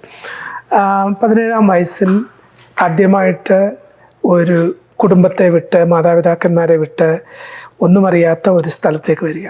അങ്ങനെയുള്ള ജീവിതാനുഭവങ്ങൾ എങ്ങനെയായിരുന്നു? എല്ലാം സുഖപ്രദമായിരുന്നു, എല്ലാം അനുകൂലമായിരുന്നു. അമേരിക്കയല്ലേ? അത് നമുക്കൊരു നാട്ടിൽ നിന്ന് വരുമ്പോൾ അമേരിക്കൻ ഡ്രീമും കൊണ്ടല്ലേ വരുന്നത്. അപ്പം എൻ്റെ മമ്മിയുടെ സിസ്റ്ററും ഹസ്ബൻഡും ഇവിടെ ഉണ്ട്. അപ്പം ഞാൻ ഷീന എന്നാണ് വിളിക്കുന്നത്. ഷീന മോൻചാച്ചൻ്റെ അടുത്തോട്ടാണ് ഞാൻ വന്നത്. അവരിവിടെ ക്വീൻസിലുണ്ട്. അപ്പം അവർ പൊയ്ക്കൊണ്ടിരുന്ന ചർച്ച് പാസ്റ്റർ ജോർജ് പി ചാക്കോയുടെ ചർച്ചാണ്. അപ്പം ഞാൻ അവിടെ വന്നപ്പം എനിക്ക് ഓർമ്മയുണ്ട്, പാസ്റ്റർ അങ്കിളും ചർച്ചിലുള്ള വേറൊരു അങ്കിളൂടെ അവർ എല്ലാവരും കൂടെ ഡ്രൈവ് ചെയ്താൽ എന്നെ പിറ്റ്സ്ബർഗിലേക്ക് കൊണ്ടുവിട്ടത്. കാരണം ഇവർക്കെല്ലാം പാസ്റ്റർ അങ്കിളിനും രാജനങ്കിളിനും പെമ്മക്കളുള്ളവരാ. അപ്പം അവരുടെ മനസ്സിലുള്ള പേടി, ഈ 17 വയസ്സുള്ള കൊച്ച്, നാട്ടിൽ നിന്ന് വന്ന കൊച്ചിനെ ആരും, പിറ്റ്സ്ബർഗ് എന്ന് പറയുന്ന മലയാളികളൊന്നും അന്ന് നമുക്ക് പിറ്റ്സ്ബർഗ് പോലും അന്ന് ഇവിടെ ആരും കേട്ടിട്ടില്ല. അപ്പോൾ അങ്ങനെയുള്ളിടത്ത് കൊണ്ടുവിട്ടേച്ച് തിരിച്ചു വരുമ്പം ശരിക്കും ഞാൻ അന്ന് കരഞ്ഞു. കാരണം എനിക്ക് അവിടെ ഒരു മനുഷ്യനെ അറിയത്തില്ല. 8 മണിക്കൂർ ഞങ്ങൾ എല്ലാവരും ഇവിടുന്ന് ഡ്രൈവ് ചെയ്ത് പോയി. പാസ്റ്ററും ഉണ്ടായിരുന്നു കൂടെ. എല്ലാവരും ഡ്രൈവ് ചെയ്ത് പോയിട്ട് അവരെന്നെ അവിടെ കൊണ്ടുവിട്ട് ക്യാമ്പസിലാക്കി വെച്ച് അവരങ്ങ് തിരിച്ചുപോയി. പിന്നെ ഞാൻ നോക്കുമ്പോൾ ഇത്രയും വലിയ ബിൽഡിങ്ങിൽ ഞാൻ തന്നെ. അന്നൊക്കെ എനിക്ക് അറിയത്തില്ല ഞാൻ എന്തോ എൻ്റെ മമ്മിയും ഡാഡിയും പപ്പായും അമ്മച്ചിയും അപ്പച്ചനും അമ്മച്ചിയൊക്കെ പ്രാർത്ഥിച്ച ആ ഒരു ബലമൊക്കെ ആയിരിക്കും. അന്ന് എന്തോ ഒരു ധൈര്യത്തിൽ, അന്ന് ഇപ്പൊ കാണുന്ന അത്ര ഒന്നും ഞാൻ അന്നില്ല, അന്ന് ചെറിയൊരു കൊച്ചിനെ പോലെ ഉള്ളായിരുന്നു. പക്ഷെ എന്തോ ഒരു ധൈര്യത്തിൽ അന്ന് ഞാൻ സാധാരണ ഇന്റർനാഷണൽ സ്റ്റുഡൻസ് 1 വീക്ക് ഏർലി ക്യാമ്പസിൽ റിപ്പോർട്ട് ചെയ്യണം. സോ ആ ഫുൾ ക്യാമ്പസിൽ ഒരു 15-20 ആൾക്കാരെ അന്ന് അവിടെ കാണത്തുള്ളൂ. അപ്പം റൂംമേറ്റ്സും ഇല്ല, ആരുമില്ല. അങ്ങനെ ആ ഒരു സാഹചര്യത്തിൽ അവരെന്നെ അവിടെ കൊണ്ടുവിട്ടു. ഈ സമയത്ത് ഞാൻ ആ ചർച്ചിലുള്ളവരും എനിക്ക് വേണ്ടി ഒത്തിരി പ്രാർത്ഥിക്കുകയും അവരെ കൊണ്ടാവുന്ന പോലെ സപ്പോർട്ട് ചെയ്യുകയും ഫോൺ വിളിച്ച് അങ്കിൾമാരും ആൻറ്റിമാരും വിളിച്ച് സംസാരിക്കുകയൊക്കെ ചെയ്തിട്ടുണ്ട്. അപ്പോൾ എന്നെ അവിടെ കൊണ്ടാക്കി. അത് കഴിഞ്ഞ് എനിക്കറിയായിരുന്നു നാട്ടിൽ മമ്മിക്കും ഡാഡിക്കും എന്നെ ഒന്ന് സപ്പോർട്ട് ചെയ്യാനോ അല്ലെങ്കിൽ എന്തെങ്കിലും പൈസ അയച്ചു തരാനോ എനിക്ക് ചോദിക്കാൻ പോലും പറ്റത്തില്ല. കാരണം അവർ അറിയാവുന്നുണ്ട്. അപ്പം ഞാൻ എന്നെ കൊണ്ടാവുന്ന പോലെ ഞാൻ ആദ്യം മുതലേ വന്നപ്പം ഇച്ചിരി ട്യൂഷൻ സ്കോളർഷിപ്പിലാണ് വരുന്നത്. പക്ഷെ ബാക്കി നമുക്ക് ചെയ്യണം. 60% അവർ ട്യൂഷൻ കവർ ചെയ്യും, 40% ട്യൂഷനും പിന്നെ റൂം ആൻഡ് ബോർഡും അത് നമ്മുടെ റെസ്പോൺസിബിലിറ്റി ആയിരുന്നു. അപ്പോൾ ഫസ്റ്റ് ഇയർ അത് ഷീന മോഹൻചാച്ചനും കോസൈൻ ചെയ്ത് അങ്ങനെ ഫസ്റ്റ് ഇയർ കവർ ചെയ്തു. പക്ഷെ എനിക്ക് ആ ലോണിന്റെ അന്നത്തെ എമൗണ്ട് വെച്ച് എനിക്കറിയാം ഇത് എനിക്ക് പേ ഓഫ് ചെയ്ത് കൊടുക്കാനോ അല്ലെങ്കിൽ അവരെ ഡിപ്പെൻഡ് ചെയ്യാനോ എനിക്ക് പറ്റത്തില്ല. അപ്പോൾ എന്നെ കൊണ്ടാവുന്ന പോലെ എല്ലാ സ്കോളർഷിപ്പിനും ഞാൻ അപ്ലൈ ചെയ്തു. അങ്ങനെ പ്രസിഡൻഷ്യൽ സ്കോളർഷിപ്പിന് എനിക്ക് കിട്ടി, വിച്ച് ഇസ് 100% ട്യൂഷൻ കവേർഡ് ആയിരുന്നു. സോ റെസ്റ്റ് ഓഫ് ദ ബാക്കിയുള്ള അത് ഞാൻ എന്ന് പറഞ്ഞ ഒരു പ്രോഗ്രാം ഉണ്ട്, റെസിഡൻസ് അസിസ്റ്റൻസ് എന്ന് പറഞ്ഞ ഒരു പ്രോഗ്രാം. അത് എന്ന് വെച്ചാൽ നമുക്ക് ഒരു കമ്മിറ്റ്മെന്റ് ഉണ്ട്, ഇന്ന വീക്കെൻഡിൽ നമുക്ക് അവിടുന്ന് വിട്ടുപോകാൻ പറ്റത്തില്ല, ഈ രാത്രികളിൽ ക്യാമ്പസ് എല്ലാം ഓക്കെ ആണോ ടൂർ ചെയ്ത് നോക്കണം, അങ്ങനെ കുറച്ച് റെസ്പോൺസിബിലിറ്റീസ് അതിലുണ്ട്. അപ്പോൾ അത് ചെയ്യുവാന്നുണ്ടെങ്കിൽ റൂമും ബോർഡും ഫുഡും ഫ്രീ അതിൻ്റെ കൂടെ കവർ ചെയ്യുന്നത്. pretty much 100% ഫ്രീ ആയി. ട്യൂഷൻ അവർ കവർ ചെയ്തു. ഈ ഒരു പ്രോഗ്രാമും കൂടെ ഉണ്ടെങ്കിൽ നമുക്ക് മുഴുവൻ പണവും ഇതിൽ നിന്ന് തന്നെ ലഭിക്കും. സോ അങ്ങനെ ബാക്കിയുള്ള സ്കൂള് ഞാൻ ദൈവം സഹായിച്ച് ഒരു ലോണും എടുക്കാതെ ഫുൾ അങ്ങനെ കവർ ചെയ്തു പോയത്. ഞാൻ മുമ്പേ പറഞ്ഞതുപോലെ ഒരു പേന വാങ്ങാൻ, പരീക്ഷ എഴുതാൻ ഒരു പേന വാങ്ങാനില്ലാതിരുന്ന ഇടത്ത് മുഴുവൻ എനിക്കറിയാം ഈ രാജ്യത്ത് അനേക കുഞ്ഞുങ്ങൾ എത്രയോ ലക്ഷം ഡോളറുകൾ ഒരുപക്ഷെ അവർ ചിലവാക്കിയാണ് പഠിക്കുന്നത്, പ്രത്യേകിച്ച് പ്രൊഫഷണൽ കോഴ്സുകളിലൊക്കെ ചെയ്യുന്നവർ. അവരെക്കുറിച്ചൊക്കെ ഞാൻ വായിച്ചിട്ടുണ്ട്. അവരുടെയൊക്കെ ജീവിതം പിന്നീട് ബുദ്ധിമുട്ടിലൊക്കെ അവസാനിച്ചിട്ടുള്ളത്. കാരണം ഈ ലോൺ തുക മുഴുവനും കൂടെ കൊടുത്തു തീർക്കാൻ ഇവർ നേടിയെടുത്ത ഡിഗ്രികൾ കൊണ്ടോ അല്ലെങ്കിൽ ജോലി കൊണ്ടോ അല്ലെങ്കിൽ പ്രൊഫഷൻ കൊണ്ടോ സാധിക്കാതെ ഇരിക്കുമ്പോൾ ഒരു ദൈവദാസൻ്റെ മകൾ ഇല്ലായ്മകളുടെ നടുവിൽ, അത് അവർക്കില്ലാഞ്ഞതുകൊണ്ടല്ല, പകരം അവരങ്ങനെ ചൂസ് ചെയ്തതുകൊണ്ട്, അവരങ്ങനെ തിരഞ്ഞെടുപ്പ് നടത്തിയതുകൊണ്ട്. നമ്മൾ ഈ മോശയുടെ ജീവിതകഥ വായിക്കുമ്പോൾ ഹി ചോസ് ടു, അവൻ തൻ്റെ ജനത്തോടുകൂടെ കഷ്ടം അനുഭവിക്കുന്നത് തിരഞ്ഞെടുത്തു എന്ന് നമ്മൾ വായിക്കുന്നുണ്ട്. അപ്പോൾ ഇവരുടെ ജീവിതത്തെ സംബന്ധിച്ച്, ഇവരുടെ കുടുംബത്തെ സംബന്ധിച്ച് വേണമെങ്കിൽ നല്ല ജോലി ചെയ്തോ അല്ലെങ്കിൽ ബിസിനസ് ചെയ്തോ ഒക്കെ ജീവിക്കാനുള്ള സാഹചര്യങ്ങൾ ഉള്ളപ്പോഴാണ് അത് വേണ്ടെന്ന് വെക്കാൻ, ഒരാളിനെ ക്രിസ്തുവിനെ പരിചയപ്പെടുത്തുവാൻ, മതത്തെ അല്ല യേശു എന്ന മാർഗത്തെ പരിചയപ്പെടുത്തുവാൻ, ദൈവത്തെങ്കിലേക്കുള്ള പാത തിരഞ്ഞെടുക്കുവാൻ മനുഷ്യർക്ക് പ്രേരണ നൽകുവാൻ അവർ തിരഞ്ഞെടുത്ത തീരുമാനത്തിൻ്റെ വ്യാപ്തി എത്ര വലുതാണ്, എത്ര ആഴമായ മാറ്റങ്ങൾ ആ കുടുംബത്തിൽ തന്നെ ഉണ്ടായി എന്നുള്ളതിൻ്റെ ചിത്രമാണ് നാം ഈ വാക്കുകളിലൂടെ കണ്ടെത്തുന്നത്. അതോടൊപ്പം ഉണ്ടായ ചില അനുഭവങ്ങൾ കൂടെ ഒന്ന് പങ്കുവയ്ക്കാമോ? ആ പഠനകാലത്ത് പിറ്റ്സ്ബർഗിൽ പഠിക്കുമ്പോൾ, കാരണം ഞാൻ ലോയ്സിനെ കുറിച്ച് കേൾക്കുന്നത് ആദ്യമായിട്ട് ഞാനന്ന് ലോങ് ഐലൻഡിലെ ഒരു ചർച്ചിൽ സീനിയർ പാസ്റ്റർ ആയിരിക്കുമ്പോഴാണ്. അന്ന് കർത്താവിൻ്റെ ദാസൻ your dad came to our church, വിസിറ്ററായിട്ട് വന്നു. അന്ന് പറഞ്ഞു എൻ്റെ മകൾ ഇവിടെ ഗ്രാജുവേറ്റ് ചെയ്യുന്നു, ആ ഗ്രാജുവേഷന് വേണ്ടിയിട്ടാണ് ഞാൻ വന്നതെന്നൊക്കെ വളരെ അഭിമാനത്തോടെ അദ്ദേഹം പറയുന്നത് ഞാൻ കേട്ടു. എന്നാൽ നമ്മൾ ഒരിക്കലും കണ്ടുമുട്ടുമെന്നുള്ള ഒരു ചിന്തയും അന്നില്ലായിരുന്നു. പക്ഷേ എനിക്കത് വലിയ സന്തോഷം തോന്നി. ഒരു ദൈവദാസൻ്റെ മകൾക്ക് ഇവിടെ വന്ന് പഠിക്കാൻ കഴിഞ്ഞു, ഗ്രാജുവേറ്റ് ചെയ്യാൻ കഴിഞ്ഞു എന്നൊക്കെ ഉള്ളത് എനിക്ക് വളരെ താല്പര്യവും അഭിമാനവും തോന്നിയൊരു കാര്യമാണ്. അപ്പോൾ ആ പഠനകാലത്ത്, പ്രത്യേകിച്ച് അപരിചിതമായൊരു സ്ഥലത്ത്, സാഹചര്യങ്ങൾ ഒന്നും അനുകൂലമല്ലാത്ത അങ്ങനെ ഉണ്ടായ ചില അനുഭവങ്ങളെ കുറിച്ച് ഞാൻ കേട്ടിട്ടുണ്ട്. ഒന്ന് പറയാമോ ആ കാര്യം? റൂം ആൻഡ് ബോർഡും ട്യൂഷനും കവറായെന്ന് വെച്ചാൽ നമുക്ക് പേഴ്സണലായിട്ടുള്ള ചില എക്സ്പെൻസസ് ഉണ്ട്. ബുക്സ് ആണെങ്കിലും പിന്നെ എന്തെങ്കിലും കഴിക്കാനാണെങ്കിലും അങ്ങനത്തെ ഒക്കെ. അപ്പം സൈഡായിട്ട് ഞാൻ എന്നെ കൊണ്ട് ചെയ്യാൻ പറ്റുന്ന പോലത്തെ ജോലികളൊക്കെ ചെയ്തിട്ടുണ്ട്. ഞാൻ ഒരു ഗ്യാസ് സ്റ്റേഷനിൽ വർക്ക് ചെയ്തിട്ടുണ്ട്.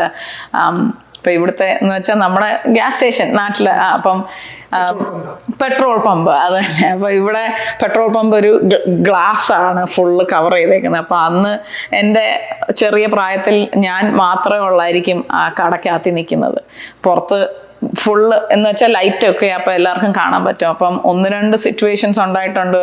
ഒരു പ്രാവശ്യം ഒരു പോലീസ് കാർ വന്നേച്ച്, സാധാരണ കട അടയ്ക്കുന്നത് 10 മണിക്കാണ്, 8 മണിയായപ്പോൾ എന്നോട് വന്നിട്ട് പറഞ്ഞു കടയെല്ലാം ക്ലോസ് ചെയ്യ്, ഓണറിനെ വിളിച്ച് ക്ലോസ് ചെയ്യ്, ബിക്കോസ് ഇവിടുന്ന് 1 മൈലും ദൂരെയുള്ള വേറൊരു ഗ്യാസ് സ്റ്റേഷനിൽ ഒരു ഷൂട്ടിംഗ് ഉണ്ടായി, അതുകൊണ്ട് ഇവിടെ നിൽക്കുന്നത് സേഫ് അല്ല എന്നും പറഞ്ഞ് അവർ എന്നെ കൊണ്ട് കട അടപ്പിച്ച് എന്നെ പോലീസ് കാറിൻ്റെ അകത്തിൽ അവിടുന്ന് ഡ്രൈവ് ചെയ്ത് എന്നെ ക്യാമ്പസിൽ കൊണ്ടാക്കിയിട്ട് പോയ ഒരു കഥയുണ്ട്. അതുപോലെ ഒരു പ്രാവശ്യം ഞാൻ അതിൻ്റെ അകത്ത് നിന്നപ്പം ഒരു അങ്കിള്, പ്രായമുള്ള ഇവിടുത്തെ കാരൻ ഒരു അങ്കിള് കടക്കകത്ത് വന്ന് അങ്ങോട്ടും ഇങ്ങോട്ടും നടക്കുക. അപ്പം എനിക്കൊരു സംശയം തോന്നി, ഈ പുള്ളി എന്തിനാ ഇങ്ങനെ അങ്ങോട്ടും ഇങ്ങോട്ടും നടക്കുന്ന, പുറത്ത് പോകുന്നില്ല, ഒന്നും മേടിക്കുന്നുമില്ല കടയിൽ നിന്ന്. അപ്പോൾ കുറച്ചു നേരം കഴിഞ്ഞപ്പോൾ ഞാൻ ചോദിച്ചു, അന്നേരം പുള്ളിക്ക് മനസ്സിലായി എൻ്റെ ഫേസ് മാറുന്ന ഒരു ടെൻഷൻ എൻ്റെ മുഖത്ത്. അപ്പോൾ എന്നോട് വന്നിട്ട് പറഞ്ഞു, ഞാൻ നിന്റെ സേഫ്റ്റിക്ക് വേണ്ടിയാണ് ഞാൻ ഇവിടെ നിൽക്കുന്നത്, ബിക്കോസ് പുറത്തൊരു ട്രക്ക് വന്ന് പാർക്ക് ചെയ്തിട്ട് കുറച്ച് നേരമായി, ഞാൻ ഗ്യാസ് അടിക്കാൻ വേണ്ടി വന്നേ, പക്ഷേ ആ ട്രക്ക് എനിക്ക് അത്ര അങ്ങോട്ട് ഒരു അപ്പീലിംഗ് ആയിട്ട് തോന്നുന്നില്ല. അപ്പം ഞാൻ നോക്കിയപ്പോൾ നീ മാത്രമേ ഉള്ളൂ ഇതിൻ്റെ അകത്തിൽ, അപ്പം ആ ട്രക്ക് പോകുന്നിടം വരെ ഞാൻ ഇവിടെ നിൽക്കും. പുള്ളിക്ക് അതിൻ്റെ ഒരു ആവശ്യമില്ല, പക്ഷേ ദൈവമായിട്ട് അന്ന് കൊണ്ടുവന്നയാ. കാരണം ഒരു 30 മിനിറ്റ്സോളം പുള്ളി അതിൻ്റെ അകത്ത് നിന്നു. അപ്പം ഈ ട്രക്ക് പിന്നെ അങ്ങ് പോയി അവിടുന്ന്. അത് കഴിഞ്ഞിട്ടാണ് ഈ പുള്ളി പോയത്. അതുപോലെ ഒത്തിരി അമ്മമാർ, എൻ്റെ പ്രായമുള്ള പിള്ളേരുള്ള അമ്മമാരായിരിക്കും എന്നോട് വന്നിച്ച് കരഞ്ഞുകൊണ്ട് പറഞ്ഞിട്ടുണ്ട്, മോളെ അടുത്ത പ്രാവശ്യം വരുന്നുണ്ടേ നിന്നെ ഈ കടയിൽ ഞങ്ങൾക്ക് കാണല്ലേ. കാരണം ആ സിറ്റുവേഷൻസ് അങ്ങനെ ആയിരുന്നു ആ സമയത്ത്. പക്ഷെ നമ്മളത് ഒന്നും വിചാരിക്കാതെ തന്നെയാണ് അന്നത്തെ, എനിക്ക് തോന്നുന്നു 1 മണിക്കൂറിന് $7.50 അങ്ങാണ്ട് അന്ന് കിട്ടുന്നത്. ആ ഒരു $7 വേണ്ടി നമ്മൾ ആ റിസ്ക് ഒന്നും നോക്കാതെ തന്നെ ചെയ്യും. തിരിച്ച് നടന്നു പോകുന്നത് ഒരു സെമിത്തേരി റോഡിന്റെ സൈഡിൽ കൂടാ. അപ്പൊ ഞാൻ നടന്നു പോകുന്ന സമയത്ത് 10 മണിക്കാ കട അടയ്ക്കുന്നത്, തന്നെ ആയിരിക്കും മിക്കവാറും നടന്നു പോകുന്നത്. അന്നേരമൊക്കെ ഞാൻ വണ്ടിയൊക്കെ വന്ന് സൈഡിൽ വന്ന് നിർത്തിയിട്ട് ചോദിച്ചിട്ടുണ്ട് റൈഡ് വേണോന്ന്. എന്തോ ഒരു സ്ട്രെങ്ത് വെച്ച് പറയും, ഇല്ല ഐ ഗാറ്റ് ദിസ് എന്ന് പറഞ്ഞങ്ങ് നടക്കാൻ പിന്നെയും കണ്ടിന്യൂ ചെയ്യും. അങ്ങനെ ഞാൻ മുമ്പേ പറഞ്ഞ പോലെ അനേകരുടെ പ്രാർത്ഥനയും, എത്ര പേര് നമുക്ക് വേണ്ടി നാട്ടിലൊക്കെ ആയിരുന്നു പ്രാർത്ഥിക്കുന്നത്. ആ പ്രാർത്ഥന കൊണ്ടായിരിക്കും അന്ന് ആ ഒരു ഇതും പറ്റാതെ എന്നെ ദൈവം, എൻ്റെ ഹസ്ബൻഡ് ഇപ്പൊ പറയും നിനക്ക് സ്ട്രീറ്റ് സ്മാർട്ട്നെസ് ഇല്ലായിരുന്നു, സ്ട്രീറ്റ് സ്മാർട്ട് അല്ലായിരുന്നു എന്ന് പറയും. കാരണം ഇപ്പം ഞാൻ അത് ആലോചിച്ച് കഴിഞ്ഞാൽ ചിലപ്പോൾ ഞാൻ അത് ചെയ്യത്തില്ല, ബിക്കോസ് അത്രയും കൂടെ ഒരു ലൈക്ക് തിങ്ക് ചെയ്യും ഇപ്പം. പക്ഷെ അന്ന് അത് ചെയ്തില്ല. പക്ഷെ ആവശ്യങ്ങൾ നടക്കേണ്ടതുകൊണ്ട് അങ്ങനെ ഓരോ ജോലികൾ ചെയ്തു. ബൈബിൾ പറയുന്നു, ദൈവം തൻ്റെ ദൂതന്മാരെ അയച്ച് നിനക്ക് കാവലായിരിക്കുമെന്ന്. അതൊരു വെറും വാക്കല്ല. തൻ്റെ ഭക്തന്മാരുടെ ചുറ്റും പാളയമിറങ്ങി അവരെ വിടുവിക്കുമെന്ന് നമ്മൾ മുമ്പേ കേട്ടു. അനർത്ഥം അടുത്ത് നടക്കുന്നു. ഒരുപക്ഷെ ആ ഗ്യാസ് സ്റ്റേഷൻ ലോയ്സ് ജോലി ചെയ്തതായിരിക്കാൻ സാധ്യതയുണ്ട്. പക്ഷേ ദൈവം അത് അനുവദിച്ചില്ല. പകരം ഇങ്ങനെയൊരു ഗ്യാസ് സ്റ്റേഷൻ ഇവിടെയുണ്ട്, ഇവിടുത്തെ എംപ്ലോയിയുടെ സുരക്ഷിതത്വം ഞങ്ങളുടെ ഉത്തരവാദിത്തമാണെന്ന് പറഞ്ഞ് നിശ്ചയമായിട്ടും ദൈവം തന്നെയാണ് അങ്ങനെ ഒരു ഇൻസ്റ്റിഗേഷൻ അവർക്ക് നൽകി ആ സുരക്ഷിത സ്ഥാനത്ത് കൊണ്ടുചെന്നെത്തിക്കുവാൻ.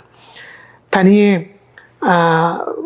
വിജനമായ സ്ഥലത്തുകൂടെ നടന്നു പോകുമ്പോൾ അനർത്ഥങ്ങൾ കൂടാതെ കർത്താവ് കാത്തത്, അല്ലെങ്കിൽ മറ്റൊരു മനുഷ്യനെ സംശയകരമായ നിലയിൽ ആ സ്ഥലത്ത് പാർക്ക് ചെയ്തിരിക്കുന്ന ഒരു ട്രക്കിനെ കുറിച്ച്, അതിലുള്ളവരെക്കുറിച്ച് സംശയം തോന്നിയ ഒരു മനുഷ്യൻ വെറുമൊരു മനുഷ്യനാകാൻ സാധ്യതയില്ല, നിശ്ചയമായിട്ടും ദൈവം അയച്ച ദൂതനാണ്. യാക്കോബ് ഒരിക്കൽ യാത്ര ചെയ്തു പോകുകയാണ്. അറിയത്തില്ല എപ്പോൾ, എവിടെ, എങ്ങനെ എന്നൊന്നും അറിയാതെ ഇരിക്കുമ്പോൾ രാത്രിയിൽ അവനൊരു സ്വപ്നം കാണുക. ദൈവത്തിൻ്റെ ദൂതന്മാർ സ്വർഗത്തിൽ നിന്ന് കയറുകയും ഇറങ്ങുകയും ചെയ്യും അവന് ചുറ്റിലും. ദൈവത്തിൻ്റെ സൂക്ഷിപ്പ് അത്രയും വലുതാണ്. ഒരിക്കലും നമ്മളെ അനാഥരായി വിടുകയില്ല, ഒരനർത്ഥത്തിൻ്റെ നടുവിൽ കൊണ്ടിടുകയില്ല. പകരം അവൻ തൻ്റെ കരങ്ങൾക്കുള്ളിൽ നമ്മെ വഹിക്കാമെന്ന്, സൂക്ഷിക്കാമെന്നൊക്കെയാണ് കർത്താവിൻ്റെ വാഗ്ദത്തം. അപ്പോൾ ഇവിടെ ഈ സ്ഥലത്ത് നിന്ന് ഗ്രാജുവേറ്റ് ചെയ്യാനൊക്കെയുള്ള അവസരം ദൈവം തന്നു. പിന്നീടുള്ള ജീവിതാനുഭവങ്ങൾ എങ്ങനെയായിരുന്നു? അത് കഴിഞ്ഞ് ഞാൻ അവിടെ 3rd ഇയർ പഠിച്ചുകൊണ്ടിരിക്കുന്ന സമയത്ത് തന്നെ ഒരു ഇന്റേൺഷിപ്പ് ഇവിടെ PwC എന്ന് പറയും, one of the top 4 accounting firms, PricewaterhouseCoopers. അപ്പോൾ അവിടുന്ന് എനിക്ക് ഒരു ഇന്റേൺഷിപ്പിന് വേണ്ടി അവർ കോളേജിൽ വന്ന് ക്യാമ്പസ് സെലക്റ്റഡ് ഗ്രൂപ്പ് ഓഫ് കിഡ്സിനെ സെലക്ട് ചെയ്ത് ഇൻ്റർവ്യൂ ചെയ്ത് അങ്ങനെ എനിക്ക് ഒരു ക്യാമ്പസ് റിക്രൂട്ട്മെന്റിൽ ഇന്റേൺഷിപ്പ് കിട്ടി വിത്ത് പേ വേ മോർ $7.50 ഒത്തിരി കൂടുതൽ ഒരു പേ. അന്ന് ആദ്യമായിട്ടാണ് എനിക്കതൊരു വലിയ ഇതായിരുന്നു. ഇന്റേൺഷിപ്പ് കിട്ടി. സാധാരണ അവർ ഇന്റേൺഷിപ്പ് ചെയ്യുന്ന ഒരു ടാക്സ് സീസൺ ജനുവരി മുതൽ April 15th വരെയാണ്. പക്ഷേ April 15th കഴിഞ്ഞപ്പോൾ എനിക്ക് അവരിതുവരെ സമ്മറിൽ ഒരാൾക്കും എക്സ്റ്റെൻഡ് ചെയ്ത് കൊടുത്തിട്ടില്ല. പക്ഷെ അന്ന് ദൈവം അറിഞ്ഞു എനിക്ക് ആ പൈസ പിറ്റ്സ്ബർഗിൽ തന്നെ എനിക്ക് പൈസയുടെ ആവശ്യമുണ്ട്, അല്ലെങ്കിൽ എനിക്ക് വേറെ ഒത്തിരി എക്സ്പെൻസസ് ഉണ്ട്, അതിനെല്ലാം അതുകൊണ്ട് ദൈവമായിട്ട് ഓപ്പൺ ചെയ്ത ഒരു ഇതായിരുന്നു. അത് കഴിഞ്ഞ് എനിക്ക് അവർ സമ്മർ എക്സ്റ്റെൻഡ് ചെയ്തു, പിന്നെ ഫോൾ എക്സ്റ്റെൻഡ് ചെയ്തു. അങ്ങനെ ആ ഒരു വർഷം മൊത്തം ഞാൻ അവിടെ ഇന്റേൺഷിപ്പ് ജോലി ചെയ്തു. എന്നിട്ട് പിറ്റേ വർഷവും ടാക്സ് സീസണിൻ്റെ സമയത്ത് ഇന്റേൺഷിപ്പിന് ഞാൻ അവിടെ കവർ ചെയ്തു. അത് കഴിഞ്ഞ് ഞാൻ അവിടുന്ന് April 16 months ഇന്റേൺഷിപ്പ് ഫിനിഷ് ചെയ്തു. അവിടുന്ന് ഞാൻ ഫിനിഷ് ചെയ്ത് ഇറങ്ങിയപ്പം ഞാൻ ഫുൾ ടൈം ജോലിക്കുള്ള അപ്പോയിന്റ്മെന്റ് ലെറ്ററും കൊണ്ട് ആണ് ഇറങ്ങിയത്. നിശ്ചയമായിട്ടും ദൈവത്തിന്റെ കരുതലുകൾ ചെറുതല്ല. ഞാൻ ഇപ്പോഴും പറയാം, അങ്കിളിനെ കട്ട് ഓഫ് ചെയ്തതല്ല. ഞാൻ ഇപ്പം US ഞാൻ ജോലി ചെയ്യാൻ തുടങ്ങിയിട്ട് 2012 ഞാൻ ജോലി ചെയ്തതാ. ദൈവം സഹായിച്ച് ഇതുവരെ എനിക്കൊരു ഇന്റർവ്യൂവറിന്റെ മുമ്പിൽ ഇരിക്കേണ്ടി വന്നിട്ടില്ല. ബിക്കോസ് ആ ഒരു ഇന്റേൺഷിപ്പ് ഞാൻ കോളേജിൽ പഠിച്ചുകൊണ്ടിരുന്ന സമയത്ത് ഒരു ഇന്റർവ്യൂ കൊടുത്തതല്ലാതെ എൻ്റെ റെസ്യൂമി എടുത്ത് നോക്കിയാൽ ഇപ്പോഴും ആ 3rd year college student resume ആയിരിക്കുന്നത്. പക്ഷെ ദൈവം ഇതുവരെ അതിന്റെ ആവശ്യം വന്നിട്ടില്ല. ഇപ്പം ഞാൻ മുമ്പേ പറഞ്ഞ പോലെ ഒരു പ്രൗഡായിട്ടോ ഒരു പ്രൈഡായിട്ടോ അല്ല, ദൈവത്തിന്റെ നാമം മഹത്വപ്പെടുത്താൻ വേണ്ടി പറയുക. ഇപ്പൊ ഒരു സീനിയർ മാനേജർ പൊസിഷനിൽ PwC ജോലി ചെയ്യുന്നു. ലോയിസിനെ ഞാൻ ആദ്യം വേണ്ട പോലെ പരിചയപ്പെടുത്തിയില്ല എന്നുള്ളത് കൊണ്ട്, പരിചയപ്പെടുത്തേണ്ടത് ആവശ്യമായതുകൊണ്ടും ഞാൻ പറയുകയാണ്. സർട്ടിഫൈഡ് പബ്ലിക് അക്കൗണ്ടൻറ്റ്, ഇവിടെ ഒരു അക്കൗണ്ടൻറ്റിന് ഒരു പക്ഷേ ലഭിക്കാവുന്ന, ഒരു പക്ഷേ അതിനപ്പുറത്ത് PhD ഒക്കെ ചെയ്യാൻ പറ്റുമായിരിക്കും. പക്ഷേ സാധാരണഗതിയിൽ ഏറ്റവും ഉന്നതമായ ഒരു നിലയാണ് സർട്ടിഫൈഡ് പബ്ലിക് അക്കൗണ്ടൻറ്റ്. ആ നിലയിൽ എത്തുവാൻ 10ാം ക്ലാസ് വരെ ഒരു മീഡിയോക്കർ സ്റ്റുഡൻറ്റ്, ഒരു സാധാരണ ഒരു വിദ്യാർത്ഥിയായി ജീവിച്ച്, പക്ഷെ അക്കാലത്തും ദൈവത്തിന് ചില പദ്ധതികൾ ഉണ്ടായിരുന്നത് കൊണ്ട് ആ നിലകളിൽ നിന്ന് മാറി ഉയർന്ന, നാം കേട്ടതുപോലെ വെറും ഒരു സാധാരണ സംഭവങ്ങളല്ല ഇതൊന്നും, അനർത്ഥങ്ങളുടെ നടുവിലൂടെയാണ് നടന്നത്. നമ്മൾ ദാവീദിൻ്റെ ജീവിതാനുഭവം 23ാം സങ്കീർത്തനത്തിൽ ഇങ്ങനെ പാടുന്നുണ്ട്, even though I walk through the valley of the shadow of death, മരണനിഴൽ താഴ്വരയിൽ കൂടെ ഞാൻ നടന്നു പോകേണ്ടി വന്നാലും ഞാൻ ഒരനർത്ഥവും ഭയപ്പെടുകയില്ല എന്നാണ് നമ്മൾ വായിക്കുന്നത്. കാരണം നീ എന്നോട് കൂടെ ഇരിക്കുന്നുവല്ലോ, ദൈവമേ അങ്ങ് എൻ്റെ കൂടെ നടക്കുന്നത് കൊണ്ട് ഞാൻ അനർത്ഥത്തെ ഭയപ്പെടുന്നില്ല. ഈ പെൺകുട്ടി അവളുടെ ജീവിതത്തിൽ പേടിക്കേണ്ട കാലഘട്ടത്തിൽ, പ്രത്യേകിച്ച് മറ്റൊരു അന്യരാജ്യത്ത് വന്നു, ഇന്ത്യയിൽ പോലും ജീവിതം സുരക്ഷിതമല്ല. ഒരു പ്രത്യേകിച്ച് ഒരു യൗവനക്കാരിയായ പെൺകുട്ടിയെ സംബന്ധിച്ചിടത്തോളം ആ സമയത്ത് ഒരു സ്ഥലത്തുകൂടെ യാത്ര ചെയ്യുക, അല്ലെങ്കിൽ ബസ് യാത്ര ചെയ്യുന്നത് പോലും അത്രയൊന്നും ഇന്നും സുരക്ഷിതമല്ലാത്ത ഒരു കാലഘട്ടത്തിൽ ദൈവത്തിൻ്റെ സൂക്ഷിപ്പിനുള്ളിൽ, ദൈവത്തിൻ്റെ പരിപാലനത്തിനുള്ളിൽ, ദൈവത്തിൻ്റെ കരുതലിനുള്ളിൽ, ദൈവദൂതന്മാരിറങ്ങി വന്ന് സൂക്ഷിക്കുന്ന ഇടങ്ങളിലൂടെയൊക്കെ നടന്ന് ഉയർന്ന് വരുവാൻ ദൈവം ഈ കർത്താവിൻ്റെ ദാസിക്ക്, because their parents honoured the Lord, ദൈവത്തെ മാനിക്കുവാൻ നാം തയ്യാറാകുമ്പോൾ നമ്മെ മാനിക്കുവാൻ ദൈവം നിശ്ചയമായിട്ടും അതിനുവേണ്ട എല്ലാ സാഹചര്യങ്ങളും ഒരുക്കുന്നവനാണ്. ഞങ്ങൾ പറയുന്നത് വെറും കുറേ തത്വസംഹിതമല്ല, ഇത് പച്ചയായ ജീവിതത്തിൻ്റെ നേർക്കാഴ്ച. ഇത് നിങ്ങളെയും നിങ്ങളുടെ ജീവിതത്തെയും വഴിതിരിച്ചു വിടുവാൻ ദൈവം ഒരുക്കിയ മുഖാന്തരമാണ്. ഈ സഹോദരിയുടെ ജീവിതത്തിൽ, അവരുടെ മാതാപിതാക്കന്മാരുടെ ജീവിതത്തിൽ, സഹോദരങ്ങളുടെ ജീവിതത്തിൽ ഒക്കെ ദൈവത്തിൻ്റെ പ്രവൃത്തിയാണ് വെളിപ്പെട്ടത്. അടഞ്ഞിരുന്ന വാതിലുകൾ എത്രയോ തുറക്കുകയില്ലെന്നൊരിക്കലും വിചാരിച്ചിരുന്ന, ഒരിക്കലും സംഭാവ്യമല്ല എന്ന് കരുതിയിരുന്ന എത്രയോ ജീവിത അനുഭവങ്ങൾ, സൗഖ്യം ഒരിക്കലും കാണത്തില്ല, ഒരിക്കലും ഒരു നന്മ കാണത്തില്ല, ഒരു ഉയർച്ച കാണത്തില്ല എന്നൊക്കെ വിചാരിച്ചയിടത്ത് ഒരു സീനിയർ മാനേജർ പദവിയിലെത്തുവാൻ, ആ നിലയിൽ ദൈവത്തെ സേവിക്കുവാൻ, ഈ ലോയ്സുമായിട്ട് കഴിഞ്ഞ കുറേ വർഷങ്ങൾ എനിക്ക് പരിചയമുണ്ട്. ഞങ്ങളൊരു സഭയിൽ ആരാധിക്കുന്നവരാണ്. അവിടെയുള്ള ഏറ്റവും ചെറിയ കാര്യം ചെയ്യാനും മനസ്സ് കാണിക്കുന്ന, വളരെ വിനയമുള്ള, വളരെ താഴ്മയുള്ള, എനിക്കിങ്ങനെയൊക്കെ ആകാൻ കഴിഞ്ഞു, ഞാനൊരു മിടുക്കിയാണ് എന്ന ഭാവത്തിനപ്പുറത്ത് വിനയത്തോടെ ദൈവസേവ ചെയ്യുവാൻ മനസ്സ് കാണിക്കുന്ന ഈ സഹോദരിക്കായി നമുക്ക് പ്രാർത്ഥിക്കാം. അനുഗ്രഹീതമായൊരു കുടുംബം അവൾക്ക് ലഭിച്ചു. അക്കാര്യം കൂടെ ഒന്ന് പറഞ്ഞ് നമുക്ക് അവസാനിപ്പിക്കാം. ഞാൻ പഠിച്ചുകൊണ്ടിരുന്ന സമയത്ത് മമ്മിയും ഡാഡിയും ഇവിടെ അങ്കിള് പറഞ്ഞ പോലെ ഗ്രാജുവേഷന് വന്ന സമയത്താണ് ഇവർ ഇങ്ങനെ ഒരു പ്രൊപ്പോസൽ കാണുകയും അന്ന് മമ്മിയും ഡാഡിയും വിളിച്ച് ഞാൻ പപ്പയോടും മമ്മിയോടും സംസാരിക്കുകയും അങ്ങനെ വന്നൊരു പ്രൊപ്പോസലാണ്. അപ്പം അതാണെങ്കിൽ തന്നെ ഞാൻ ഈ എൻ്റെ ഇൻറ്റേൺഷിപ്പ് എക്സ്റ്റെൻഡ് ചെയ്ത കാര്യം ഞാൻ പറഞ്ഞു. അതും ഞാൻ പ്രാർത്ഥിച്ച് മേടിച്ച ഒരു സൈനായിരുന്നു. ഞാൻ പറഞ്ഞു, ദൈവമേ ഈ കല്യാണം നടക്കണം എന്നുണ്ടെങ്കിൽ എനിക്ക് പിറ്റ്സ്ബർഗിൽ നിന്നാലേ പറ്റത്തുള്ളൂ, എനിക്ക് ജോലി ചെയ്ത് കുറച്ചുകൂടെ പൈസ ഉണ്ടാക്കിയാലേ പറ്റത്തുള്ളൂ. അങ്ങനെ ഞാൻ പ്രാർത്ഥിച്ച് എനിക്ക് ഇൻറ്റേൺഷിപ്പ് എക്സ്റ്റെൻഡ് ചെയ്ത് കിട്ടിയതാണ്. ഞാൻ ഇപ്പോഴും അത് ഓർക്കും, എൻ്റെ ഈ കല്യാണം ഇത് തന്നെ നടക്കണമെന്ന് ദൈവത്തിന് പ്ലാൻ ഉണ്ടായിരുന്നുകൊണ്ടാണ് എന്നെ ആ 16 months എനിക്ക് ജോലി ചെയ്ത് ഇന്റേൺഷിപ്പ് പെയ്ഡ് ഗ്രാജുവേഷന് ശേഷവും ജോലി ചെയ്തുകൊണ്ടാണ് ഗ്രാജുവേഷന് ശേഷവും ഞാൻ ജോലി ചെയ്തുകൊണ്ടായിരുന്നു. അത് കഴിഞ്ഞിട്ടാണ് ഞാൻ കല്യാണ സമയത്താണ് ഞാൻ ഇവിടെ വന്നത്. കല്യാണം കഴിഞ്ഞ് ഞാൻ 6 months ഇവിടെ ന്യൂയോർക്കിൽ പപ്പയുടെ മമ്മയുടെ കൂടെ നിന്നിട്ടാണ് തിരിച്ച് ഫുൾ ടൈം പൊസിഷൻ അക്സെപ്റ്റ് ചെയ്ത് തിരിച്ച് പിറ്റ്സ്ബർഗിൽ പോയത്. അപ്പൊ എനിക്ക് എൻ്റെ മമ്മീൻ്റെ ഡാഡി നാട്ടിലാണ്.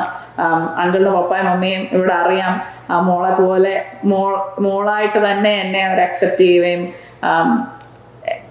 അതുപോലെ തന്നെ മമ്മീൻ്റെ ഡാഡി ഇല്ലാത്ത ആ ഒരു സ്നേഹവും എനിക്ക് തന്ന്, അതുപോലെ എൻ്റെ ഹസ്ബൻഡ് ആണെങ്കിലും ഇപ്പം നാട്ടിൽ നിന്ന് വരുമ്പം അമേരിക്കൻ കിഡ് എന്നുള്ള ഒരു അമേരിക്കയിൽ വളർന്ന പിള്ളേരെന്നുള്ള ഒരു സ്റ്റാമ്പ് ചിലപ്പം ചിലർക്ക് കിട്ടും. പക്ഷെ അത് എനിക്ക് സന്തോഷത്തോടെ പറയാൻ പറ്റും, അതൊന്നും ഇല്ലാത്ത ഒരു ഹസ്ബൻഡാണ് ലിബു. എൻ്റെ മമ്മീൻ്റെ ഡാഡി ആണെങ്കിലും സ്വന്തം അപ്പനെ പോലെ സപ്പോർട്ട് ചെയ്യാനും ഒക്കെ ഒരു മനസ്സുള്ള ഒരാളാണ്. ഞാൻ ലോയ്സിൻ്റെ പിതാവിനെ പരിചയപ്പെടുത്തിയില്ല, പാസ്റ്റർ ജോർജ് മാത്യു. വടക്കൻ കേരളത്തിൽ ഷാരോൺ സഭയുമായി ബന്ധപ്പെട്ട് അദ്ദേഹം കുടുംബമായി കർത്താവിൻ്റെ വേല ചെയ്യുന്നു. മുമ്പേ കേട്ടതുപോലെ ഒരു സഹോദരി മദ്രാസിൽ, ഇപ്പോൾ ചെന്നൈ എന്നറിയപ്പെടുന്ന പട്ടണത്തിൽ ഡോക്ടറായി സേവനമനുഷ്ഠിക്കുന്നു. ഇളയ സഹോദരൻ പാസ്റ്റർ റൂഫസ് ഫിലഡൽഫിയയിൽ കർത്തൃവേലയിലായിരിക്കുന്നു, ഇവിടെ പഠനം നടത്തുന്നു. ആ നിലകളിലൊക്കെ ദൈവത്തിൻ്റെ കരുതലുകൾ ഈ കുടുംബത്തിന് ലഭിച്ചതോർത്ത് ഞാൻ കർത്താവിന് സ്തോത്രം ചെയ്യുന്നു. നാം തിരുവചനത്തിൽ ഇങ്ങനെയൊരു വാക്യം വായിക്കുന്നുണ്ട്: ഒരു ഗ്ലാസ് വെള്ളം കർത്താവിൻ്റെ നാമത്തിന് വേണ്ടി കൊടുത്തിട്ടുണ്ടെങ്കിൽ അതിനും പ്രതിഫലം ലഭിക്കാതെ പോകുകയില്ല. നമ്മൾ ആർക്കെങ്കിലും ഒരു ഗ്ലാസ് വെള്ളം കൊടുക്കുമ്പോൾ ഇതിന് എന്തെങ്കിലും പ്രതിഫലം ലഭിക്കുമോ എന്ന് നമ്മൾ വിചാരിക്കുമായിരിക്കാം. പക്ഷേ ദൈവത്തിൻ്റെ പുസ്തകത്തിൽ, ദൈവത്തിൻ്റെ കണക്ക് പുസ്തകത്തിൽ, നിങ്ങളുടെ കണക്കിൽ അതും കൂടെ എഴുതി ചേർത്തിട്ടുണ്ട്. അവരുടെ ജീവിതത്തിൽ അവർക്ക് അനുകൂലമായിരുന്നതൊക്കെ വേണ്ടെന്ന് വെച്ചിട്ട് പ്രതികൂല സാഹചര്യങ്ങളിൽ കർത്താവിൻ്റെ വേല ചെയ്യുവാൻ, അവരുടെ രോഗാവസ്ഥയിലോ അല്ലെങ്കിൽ ശാരീരിക ബുദ്ധിമുട്ടുകളുടെ ഒക്കെ നടുവിൽ അതിനെ ഒന്നും വകവയ്ക്കാതെ കർത്താവിൻ്റെ വേല ചെയ്യുവാൻ അവർ കാണിച്ച ധൈര്യം ചെറുതല്ല. ആ കുഞ്ഞുങ്ങളുടെ ഭാവി നശിപ്പിച്ച് കളയുമെന്ന് ഒരുപക്ഷെ യേശുവിനെ കൂടാതെയുള്ളവർ പറഞ്ഞു കാണുമായിരിക്കാം. ഇവർ എന്ത് പറഞ്ഞ് ഞാൻ കേട്ടിട്ടുണ്ട്. ഞാൻ അത് കേട്ടിട്ടില്ല, ലോയിസ് അത് പറഞ്ഞതാണ്. സ്വന്തക്കാരും ചാർച്ചക്കാരും സ്നേഹിതരുമൊക്കെ ഒരുപക്ഷെ ഇവരുടെ ഭാവി തന്നെ ഇരുളടഞ്ഞു പോയത് അതിന് കാരണക്കാരി ഈ മാതാപിതാക്കന്മാരുടെ തീരുമാനമാണെന്ന് പറഞ്ഞവർ കാണുമായിരിക്കാം. എന്നാൽ ഇതിനൊക്കെ മാറ്റിമറിക്കുന്ന ഒരു കർത്താവിനെക്കുറിച്ചാണ് ഞങ്ങൾക്ക് ഈ പ്രിയ സഹോദരിക്ക് പങ്കുവയ്ക്കാനുള്ളത്. നിശ്ചയമായിട്ടും കർത്താവിനെ അനുസരിക്കുവാൻ, ദൈവശബ്ദം കേൾക്കുവാൻ അത് എത്ര റിസ്കിയാണെന്ന്, എത്ര അപകടകരമാണെന്ന് നിങ്ങൾക്ക് തോന്നിയാലും അത് നിങ്ങൾ ചെയ്യുമെങ്കിൽ കർത്താവ് ബാക്കി കാര്യം ചെയ്യുവാൻ ഒരുക്കമാണ്. അബ്രഹാമിൻ്റെ ജീവിതത്തിൽ ഒരിക്കൽ പറഞ്ഞു, എന്തിനാ എനിക്ക് ഈ പണമെല്ലാം, എനിക്കെന്തിനാ ഈ സൗകര്യമെല്ലാം, എനിക്ക് ഒരു കുഞ്ഞില്ല. ദൈവത്തിൻ്റെ മറുപടി കേൾക്കണോ? ആകാശത്തിലെ നക്ഷത്രങ്ങളെ നിനക്കെണ്ണാൻ കഴിയുമോ? അവയെ എണ്ണാൻ കഴിയുമെങ്കിൽ അതിലും അപ്പുറമാണ് ഞാൻ നിങ്ങൾക്ക് തരുവാൻ പോകുന്ന സന്തതികൾ. കടൽ തീരത്തെ മണൽത്തരികളെ എണ്ണാൻ കഴിയുമോ? അതിനപ്പുറം ഞാൻ നിൻ്റെ സന്തതിയെ വർദ്ധിപ്പിക്കും. ഇതൊക്കെയാണ് ദൈവത്തിൻ്റെ കരുതലുകൾ. നാം ഇരുളടഞ്ഞത് എന്ന് കരുതുന്ന ഇടങ്ങളിൽ പുതുവഴികൾ തുറക്കുവാൻ, വെളിച്ചം പകരുവാൻ, വഴി കാട്ടിത്തരുവാൻ നമ്മളിങ്ങനെ വായിക്കുന്നുണ്ട്. വഴി ഇതാകുന്നു, ഇതിലേ നടന്നുകൊള്ളുക എന്ന് പറയുന്ന ഒരു ശബ്ദം പിറകിൽ കേൾക്കുമെന്ന് നമ്മൾ വായിക്കുന്നുണ്ടല്ലോ. അതെല്ലാം ഈ പ്രിയ സഹോദരിയുടെ ഈ കൊച്ചു ജീവിതത്തിനുള്ളിൽ, ഈ യൗവനകാലത്തിനുള്ളിൽ സംഭവിച്ചു എന്നുള്ളത് എന്നെ അത്ഭുതപ്പെടുത്തുന്ന കാര്യമാണ്. കർത്താവ് എല്ലാ ഭാവങ്ങളും അനുഗ്രഹങ്ങളും നൽകട്ടെ. മുമ്പേ പറഞ്ഞതുപോലെ അനുഗ്രഹിക്കപ്പെട്ട ഒരു സഹോദരനാണ് ലോയ്സിൻ്റെ ഹസ്ബൻഡ്. ആ ഹസ്ബൻഡിൻ്റെ ഫാമിലിയിലുള്ളവരെയൊക്കെ എനിക്കറിയാം, ഇൻലോസിനെയൊക്കെ എനിക്കറിയാം. ഞങ്ങൾ ഒരുമിച്ച് ആരാധിച്ച് വരുന്നവരാണ്. അവരെയും ഓർത്ത് നിങ്ങൾ പ്രാർത്ഥിക്കണം. 3 കുഞ്ഞുങ്ങൾ കർത്താവ് അവർക്ക് നൽകിയിട്ടുണ്ട്. അവരും ധന്യരായി കർത്താവിൻ്റെ സേവനത്തിൽ, ഞാൻ മുമ്പേ പറഞ്ഞതുപോലെ ലോയ്സിൻ്റെ മാതാപിതാക്കന്മാർ മാത്രമല്ല, അവരുടെ ഗ്രാൻഡ് പേരൻസും കർത്താവിൻ്റെ വേലയിൽ വളരെ ഉത്സാഹത്തോടെ പ്രവർത്തിച്ചു വന്നവരാണ്. അവരെ കൂടെ ഒന്ന് പരിചയപ്പെടുത്താമോ? കുടുംബത്തെ ഒന്ന് പരിചയപ്പെടുത്താമോ? എൻ്റെ രായുടെ പപ്പയും അപ്പച്ചനും അമ്മച്ചിയും തിരുവല്ലയിൽ ബ്രദറിൻ ബാക്ക്ഗ്രൗണ്ടിൽ നിന്ന് വിശ്വാസത്തിൽ വന്ന് പെന്തക്കോസ്റ്റലായി. അപ്പച്ചൻ പാലക്കാട് ഒരു സുവിശേഷ വേല ചെയ്തുകൊണ്ടിരുന്നു. അതിന് അവസാന കാലമായപ്പോൾ തിരുവല്ലായി പോയി. അവിടെ നിന്നാണ് അപ്പച്ചൻ ഒറിജിനലി ഉള്ളത്. അപ്പോൾ ഇപ്പം മമ്മിയും ഡാഡിയും ആ ഒരു ഡൽഹി വിട്ട് പാലക്കാട് അപ്പച്ചൻ്റെ ആദ്യ സ്ഥലത്ത് പോയി ഇപ്പോൾ അവർ സുവിശേഷ വേല ചെയ്യുന്നു. മമ്മിയുടെ പേരൻസ് വെൺമണി ജോൺ സാർ എന്ന് പറയും. പപ്പ കഴിഞ്ഞ വർഷം മരിച്ചുപോയി. അമ്മച്ചി, പപ്പ ഗസറ്റഡ് ഓഫീസറായിരുന്നു, ഗവൺമെൻറ് ഓഫീസറായിരുന്നു. അമ്മച്ചി ഇംഗ്ലീഷ് മാത്സ് ടീച്ചർ, സ്കൂൾ ടീച്ചറായിരുന്നു. പപ്പായും അമ്മച്ചിയും അവരുടെ കുടുംബത്തിൽ നിന്ന് ആദ്യമായിട്ട് പെന്തക്കോസ് ഇതിൽ വന്ന് അങ്ങനെ വിശ്വാസ ജീവിതം നയിച്ചവരാ. അവർ സെക്യുലർ ജോലി ചെയ്തെങ്കിലും റിട്ടയർ ആയി കഴിഞ്ഞ് ബൈബിൾ സ്കൂൾ നടത്തി. അങ്ങനെ ഒത്തിരി പാസ്റ്റർ എന്ന് വെച്ചാൽ പഠിപ്പിച്ച്, ബൈബിൾ സ്കൂളിൽ പഠിപ്പിച്ച് ഇറക്കിയിട്ട് അവരെ കൊണ്ടാവുന്ന പോലെ പെൻഷൻ മണി വെച്ച് റിട്ടയർമെൻറ്റ് എൻജോയ് ചെയ്യാതെ ദൈവവേലയ്ക്ക് അവരെ കൊണ്ടാവുന്ന പോലെ അവസാനം വരെയും ദൈവവേല ചെയ്ത് ജീവിച്ചവരാണ്. ഞാൻ ഒരു ടെസ്റ്റിമണി, ഒരു അനുഭവം കൂടെ പറഞ്ഞ് ക്ലോസ് ചെയ്യാം. നമ്മൾ മിക്കവാറും നമ്മൾ ചോദിക്കും, എന്തുകൊണ്ട് എൻ്റെ ജീവിതത്തിൽ ഇങ്ങനത്തെ സംഭവങ്ങൾ ഉണ്ടായി. നമ്മൾ എന്തെങ്കിലും നമുക്കൊരു സങ്കടമായിട്ടുള്ള ഇത് ഇൻസിഡൻറ്റ് വരുന്നുണ്ടെങ്കിൽ നമ്മൾ ആദ്യം ക്വസ്റ്റ്യൻ ചെയ്യും വായ്, ലൈക്ക് എന്തുകൊണ്ട് ഇങ്ങനെ ഉണ്ടായി. ഞാൻ 3rd സ്റ്റാൻഡേർഡിലാണ് ഞങ്ങൾ ഡൽഹി ചെല്ലുന്നത്. എന്നെ ആദ്യത്തെ ദിവസം സ്കൂളിൽ കൊണ്ട് ചേർത്ത് മമ്മിക്കും ഡാഡിക്കും അന്നൊരു സ്കൂട്ടർ ഉണ്ടായിരുന്നു. അപ്പം എനിക്ക് ലാംഗ്വേജ് ഒന്നുമില്ല, ഹിന്ദി ഒന്നും അറിയത്തില്ല. എന്നെ ബസ്സേ കയറ്റിയിട്ട് മമ്മിയും ഡാഡിയും ബസ് ഫോളോ ചെയ്തു. എന്നിട്ട് ബസ് ഡ്രൈവറോട് പറഞ്ഞു ഇന്ന ബസ് സ്റ്റോപ്പിൽ അവളെ ഇറക്കി വിടണം. ബസ് ഡ്രൈവർ പേരൻസിനോട് പറഞ്ഞു. പക്ഷേ അവരുടെ മിസ്കമ്മ്യൂണിക്കേഷൻ, ലാംഗ്വേജ് മനസ്സിലായില്ല. അന്ന് എനിക്ക് 3rd ഗ്രേഡ് പഠിക്കുക. എന്നിട്ട് അവരെന്നെ ഒരു സ്റ്റോപ്പിൽ കൊണ്ടിറക്കി ബസ് ഡ്രൈവർ. മമ്മിയും ഡാഡിയും എങ്ങനെയോ ഡൽഹിയിലെ ട്രാഫിക്കിൽ പെട്ട് അവർ വേറൊരു ബസ് ഫോളോ ചെയ്തത് വിട്ടുപോയി. അപ്പം ഞാൻ അവിടെ ചെന്ന് ഇറങ്ങി കരയാൻ തുടങ്ങി. കാരണം മമ്മിയും ഡാഡിയും കാണുന്നില്ല. അപ്പം കേരള സ്കൂളിലാണ് പൊക്കോണ്ടിരുന്നത്. അപ്പം അവിടെ ഉള്ളവർക്ക് പേരൻസ് മലയാളം അറിയാം. അപ്പോൾ 2 അങ്കിൾമാർ അവിടെ നിന്നു. വന്നിട്ട് അവരുടെ മക്കളെ അവിടുത്തെ ഉള്ള നെയ്ബേഴ്സിൻ്റെ കൂടെ വിട്ടിട്ട് അവരെന്നോട് ചോദിച്ചു, മോളെ നിനക്ക് ഫോൺ നമ്പർ അറിയാവോ, അഡ്രസ്സ് അറിയാവോ? ഞാൻ പറഞ്ഞു എനിക്ക് അഡ്രസ്സൊന്നും അറിയത്തില്ല. എൻ്റെ ബാഡ്ജിൻ്റെ ബാക്കിൽ ഫോൺ നമ്പർ എഴുതിയിട്ടിട്ടുണ്ടായിരുന്നു. അപ്പോൾ അവരെന്നെ ഒരു കടയിൽ കൊണ്ടുപോയി അവിടുന്ന് ഒരു ജ്യൂസും മുട്ടായൊക്കെ മേടിച്ച് തന്ന് കരയാതിരിക്കാൻ വേണ്ടി. എന്നിട്ട് ആ ഫോൺ നമ്പറിൽ വിളിച്ചു. അന്ന് എനിക്ക് മമ്മിക്കും ഡാഡിക്കും അന്ന് സെൽഫോണൊന്നും ഇല്ല. ഞങ്ങൾ താമസിച്ചുകൊണ്ടിരുന്ന വീടിൻ്റെ ഓണറിൻ്റെ ഹോം ലൈനിലാണ് വിളിച്ചത്. അപ്പം അവിടുന്ന് അവർ ഫോൺ ചെയ്ത് അഡ്രസ്സ് മേടിച്ചു. അപ്പോൾ അഡ്രസ്സ് മേടിച്ച് ആ സമയത്ത് മമ്മിയും ഡാഡിയും വണ്ടി ഓടിച്ച് നടക്കുക. അങ്ങനെ അവർ എന്നെ വീട്ടിൽ കൊണ്ടുവന്നു. അപ്പോഴത്തേക്ക് മമ്മിയും ഡാഡിയും വീട്ടിൽ വന്നു. മമ്മിയെ വിട്ടേച്ച്, മമ്മിക്ക് അപ്പോഴത്തേക്ക് കാലൊക്കെ വയ്യ, മമ്മിയെ വിട്ടേച്ച് ഡാഡി പോലീസ് സ്റ്റേഷനിൽ വല്ലതും പോയി അന്വേഷിക്കാം. അപ്പം എന്നെ കൊണ്ടുവിട്ടപ്പം ഇവർ ദേഷ്യപ്പെടുക. കാരണം ഇവർ പറഞ്ഞു നിങ്ങൾ എന്തോ ഒരു റെസ്പോൺസിബിലിറ്റി ഇല്ലാത്ത പേരൻസ് ആണോ. അപ്പോൾ ഈ ഒരു താങ്ക്ഫുൾനെസ്, എന്നെ കണ്ടുപിടിച്ചു വീട്ടിൽ കൊണ്ടുവിട്ടു എന്നുള്ള ഒരു താങ്ക്ഫുൾനെസ്, താങ്ക് യു എന്നുള്ള രീതിയിൽ എൻ്റെ മമ്മിയും ഡാഡിയും അവരുടെ വീട്ടിൽ പോകാൻ തുടങ്ങി. അവർ ഹിന്ദു മാർഗത്തിൽ നിന്നുള്ള ആൾക്കാരാണ്. അവരുടെ വീട്ടിൽ പോയി. അങ്ങനെ അതിൽ ഒരാൾ ഇപ്പം പാസ്റ്ററാണ്, അവരുടെ മക്കള് പാസ്റ്ററാണ്. അങ്ങനെ ഇപ്പോൾ എനിക്കത് ഓർക്കുമ്പോൾ എന്നെ അതൊരു മുഖാന്തരമായിട്ട് അങ്കിളുടെ പേര് ജോൺ എന്ന് ആഡ് ചെയ്തു പേരിൽ. പക്ഷെ വിക്രം എന്നായിരുന്നു പേര്. ജോൺ വിക്രം അങ്കിളുടെ അനുഭവസാക്ഷ്യം പറയുമ്പോഴും ആദ്യം പറയുന്നത് എൻ്റെ കാര്യമാണ്. അപ്പം ഞാൻ അറിഞ്ഞുകൊണ്ട് ചെയ്ത ഒരു ഇൻസിഡൻ്റ് അല്ല. പക്ഷെ ദൈവം അതുപോലും ഒരു റീസൺ ആക്കി മമ്മിക്കും ഡാഡിക്കും അവിടെ പോകാനും ഇപ്പൊ അവരെല്ലാരും ഹാപ്പി ആയിട്ട് ദൈവത്തെ അറിഞ്ഞ് ജീവിക്കുന്നു. നോക്കുക, ദൈവത്തിൻ്റെ വഴികൾ നമ്മൾ പറഞ്ഞ അഗോചരം എന്ന് പറഞ്ഞാൽ നമ്മുടെ ഈ മനുഷ്യദൃഷ്ടി കൊണ്ട് കാണാൻ കഴിയാത്ത ഈ വിക്രം എന്ന് പറയുന്ന ആളിൻ്റെ ജീവിതത്തെ മാറ്റിമറിക്കാൻ വേണ്ടി ലോയ്സിൻ്റെ പേരൻസ് ഒരുപക്ഷെ തീ തിന്ന് കാണുമായിരിക്കാം.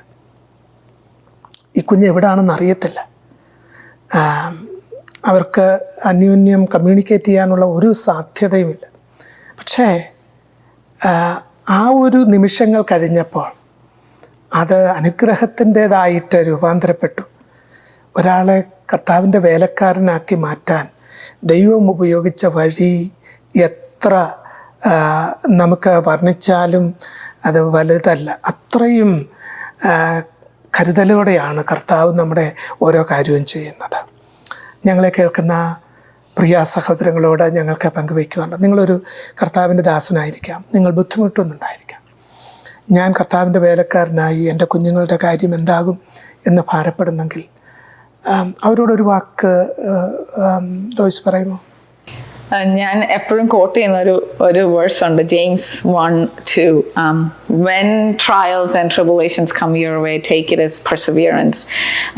നമ്മുടെ ജീവിതത്തിൽ ഒരിക്കലും ഇപ്പം നമ്മൾ വിശ്വാസികളായോണ്ട് നമ്മുടെ ജീവിതത്തിൽ ബുദ്ധിമുട്ട് വരുന്നതല്ല. എല്ലാവരുടെയും ജീവിതത്തിൽ ബുദ്ധിമുട്ട് വരുന്നുണ്ട്.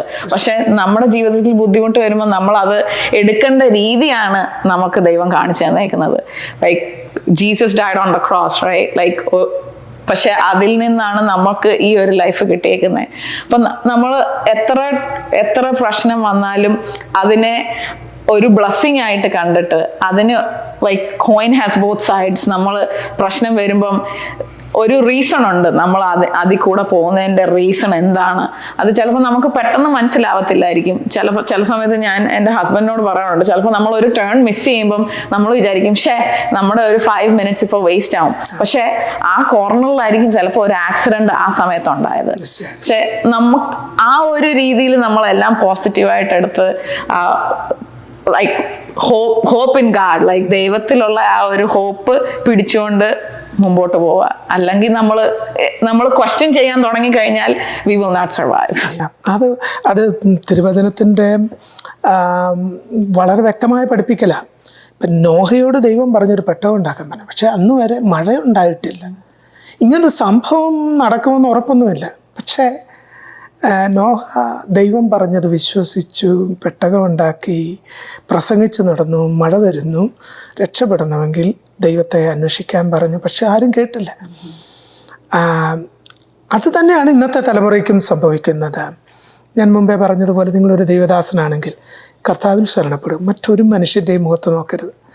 തിരുവചനം പറയുന്നു, അവങ്കലേക്ക് നോക്കിയവർ പ്രകാശിതരായി അവരുടെ മുഖം ലജ്ജിച്ചു പോകുകയില്ല. നിങ്ങൾ ഒരിക്കലും ലജ്ജിച്ചു പോകുകയില്ല എന്ന് എനിക്ക് ഉറപ്പ് പറയാൻ പറ്റും. നിങ്ങളൊരു സാധാരണ വിശ്വാസിയാണെങ്കിൽ സാധ്യതകളൊന്നും കാണാതിരിക്കുമ്പോൾ, കുഞ്ഞുങ്ങളുടെ കാര്യത്തിലോ കുടുംബത്തിൻ്റെ കാര്യത്തിലോ ഒന്നും സാധ്യതകൾ ഇല്ല എന്ന് തോന്നുമ്പോൾ, ഇല്ലായ്മകളുടെ നടുവിൽ നിന്ന് വഴിയൊരുക്കുവാൻ, ഇല്ലാത്തയിടത്തു നിന്ന് ഈ പ്രപഞ്ചത്തെ ഒരു വാക്കുകൊണ്ട് വിളിച്ചു വരുത്താൻ ശക്തനായ ഒരു ദൈവത്തെയാണ് നിങ്ങൾ സേവിക്കുന്നതെന്ന തിരിച്ചറിവ് നിങ്ങൾക്കുണ്ടെങ്കിൽ നിങ്ങൾ ജീവിതത്തെ ഭയപ്പെടുകയില്ല, മരണത്തെപ്പോലും ഭയപ്പെടുകയില്ല. അവിടെയും പുഞ്ചിരിയോടെ നിൽക്കാൻ, പാടുവാൻ ഒക്കെ കഴിയുന്നതാണ് ക്രിസ്തീയ പ്രത്യാശ. ആ പ്രത്യാശയിലേക്ക് ഞങ്ങൾ ഇരുവരും നിങ്ങളെല്ലാവരെയും സ്വാഗതം ചെയ്യുന്നു. ദൈവം ഐശ്വര്യമായി നിങ്ങളെ അനുഗ്രഹിക്കട്ടെ. എന്തെങ്കിലും ചോദ്യങ്ങളുണ്ടെങ്കിൽ നിശ്ചയമായിട്ടും ഹാർവസ്റ്റ് ടിവിയുമായിട്ട് നിങ്ങൾ ബന്ധപ്പെട്ടാൽ നിങ്ങളുടെ ജീവിതത്തിന് ആവശ്യമായിട്ടുള്ള ആലോചനകൾ നൽകുവാൻ, ആത്മീയമായിട്ടുള്ള പ്രചോദനം നൽകുവാനൊക്കെ അവരെ നിശ്ചയമായിട്ടും ഒരുങ്ങിയിരിക്കും. ദൈവം ധാരാളമായി നിങ്ങളെ അനുഗ്രഹിക്കട്ടെ എന്ന വാക്കുകളോടെ ഞങ്ങളിവിടെ അവസാനിപ്പിക്കുന്നു. ദൈവം എല്ലാവരെയും ആശീർവദിക്കുമാറാകട്ടെ.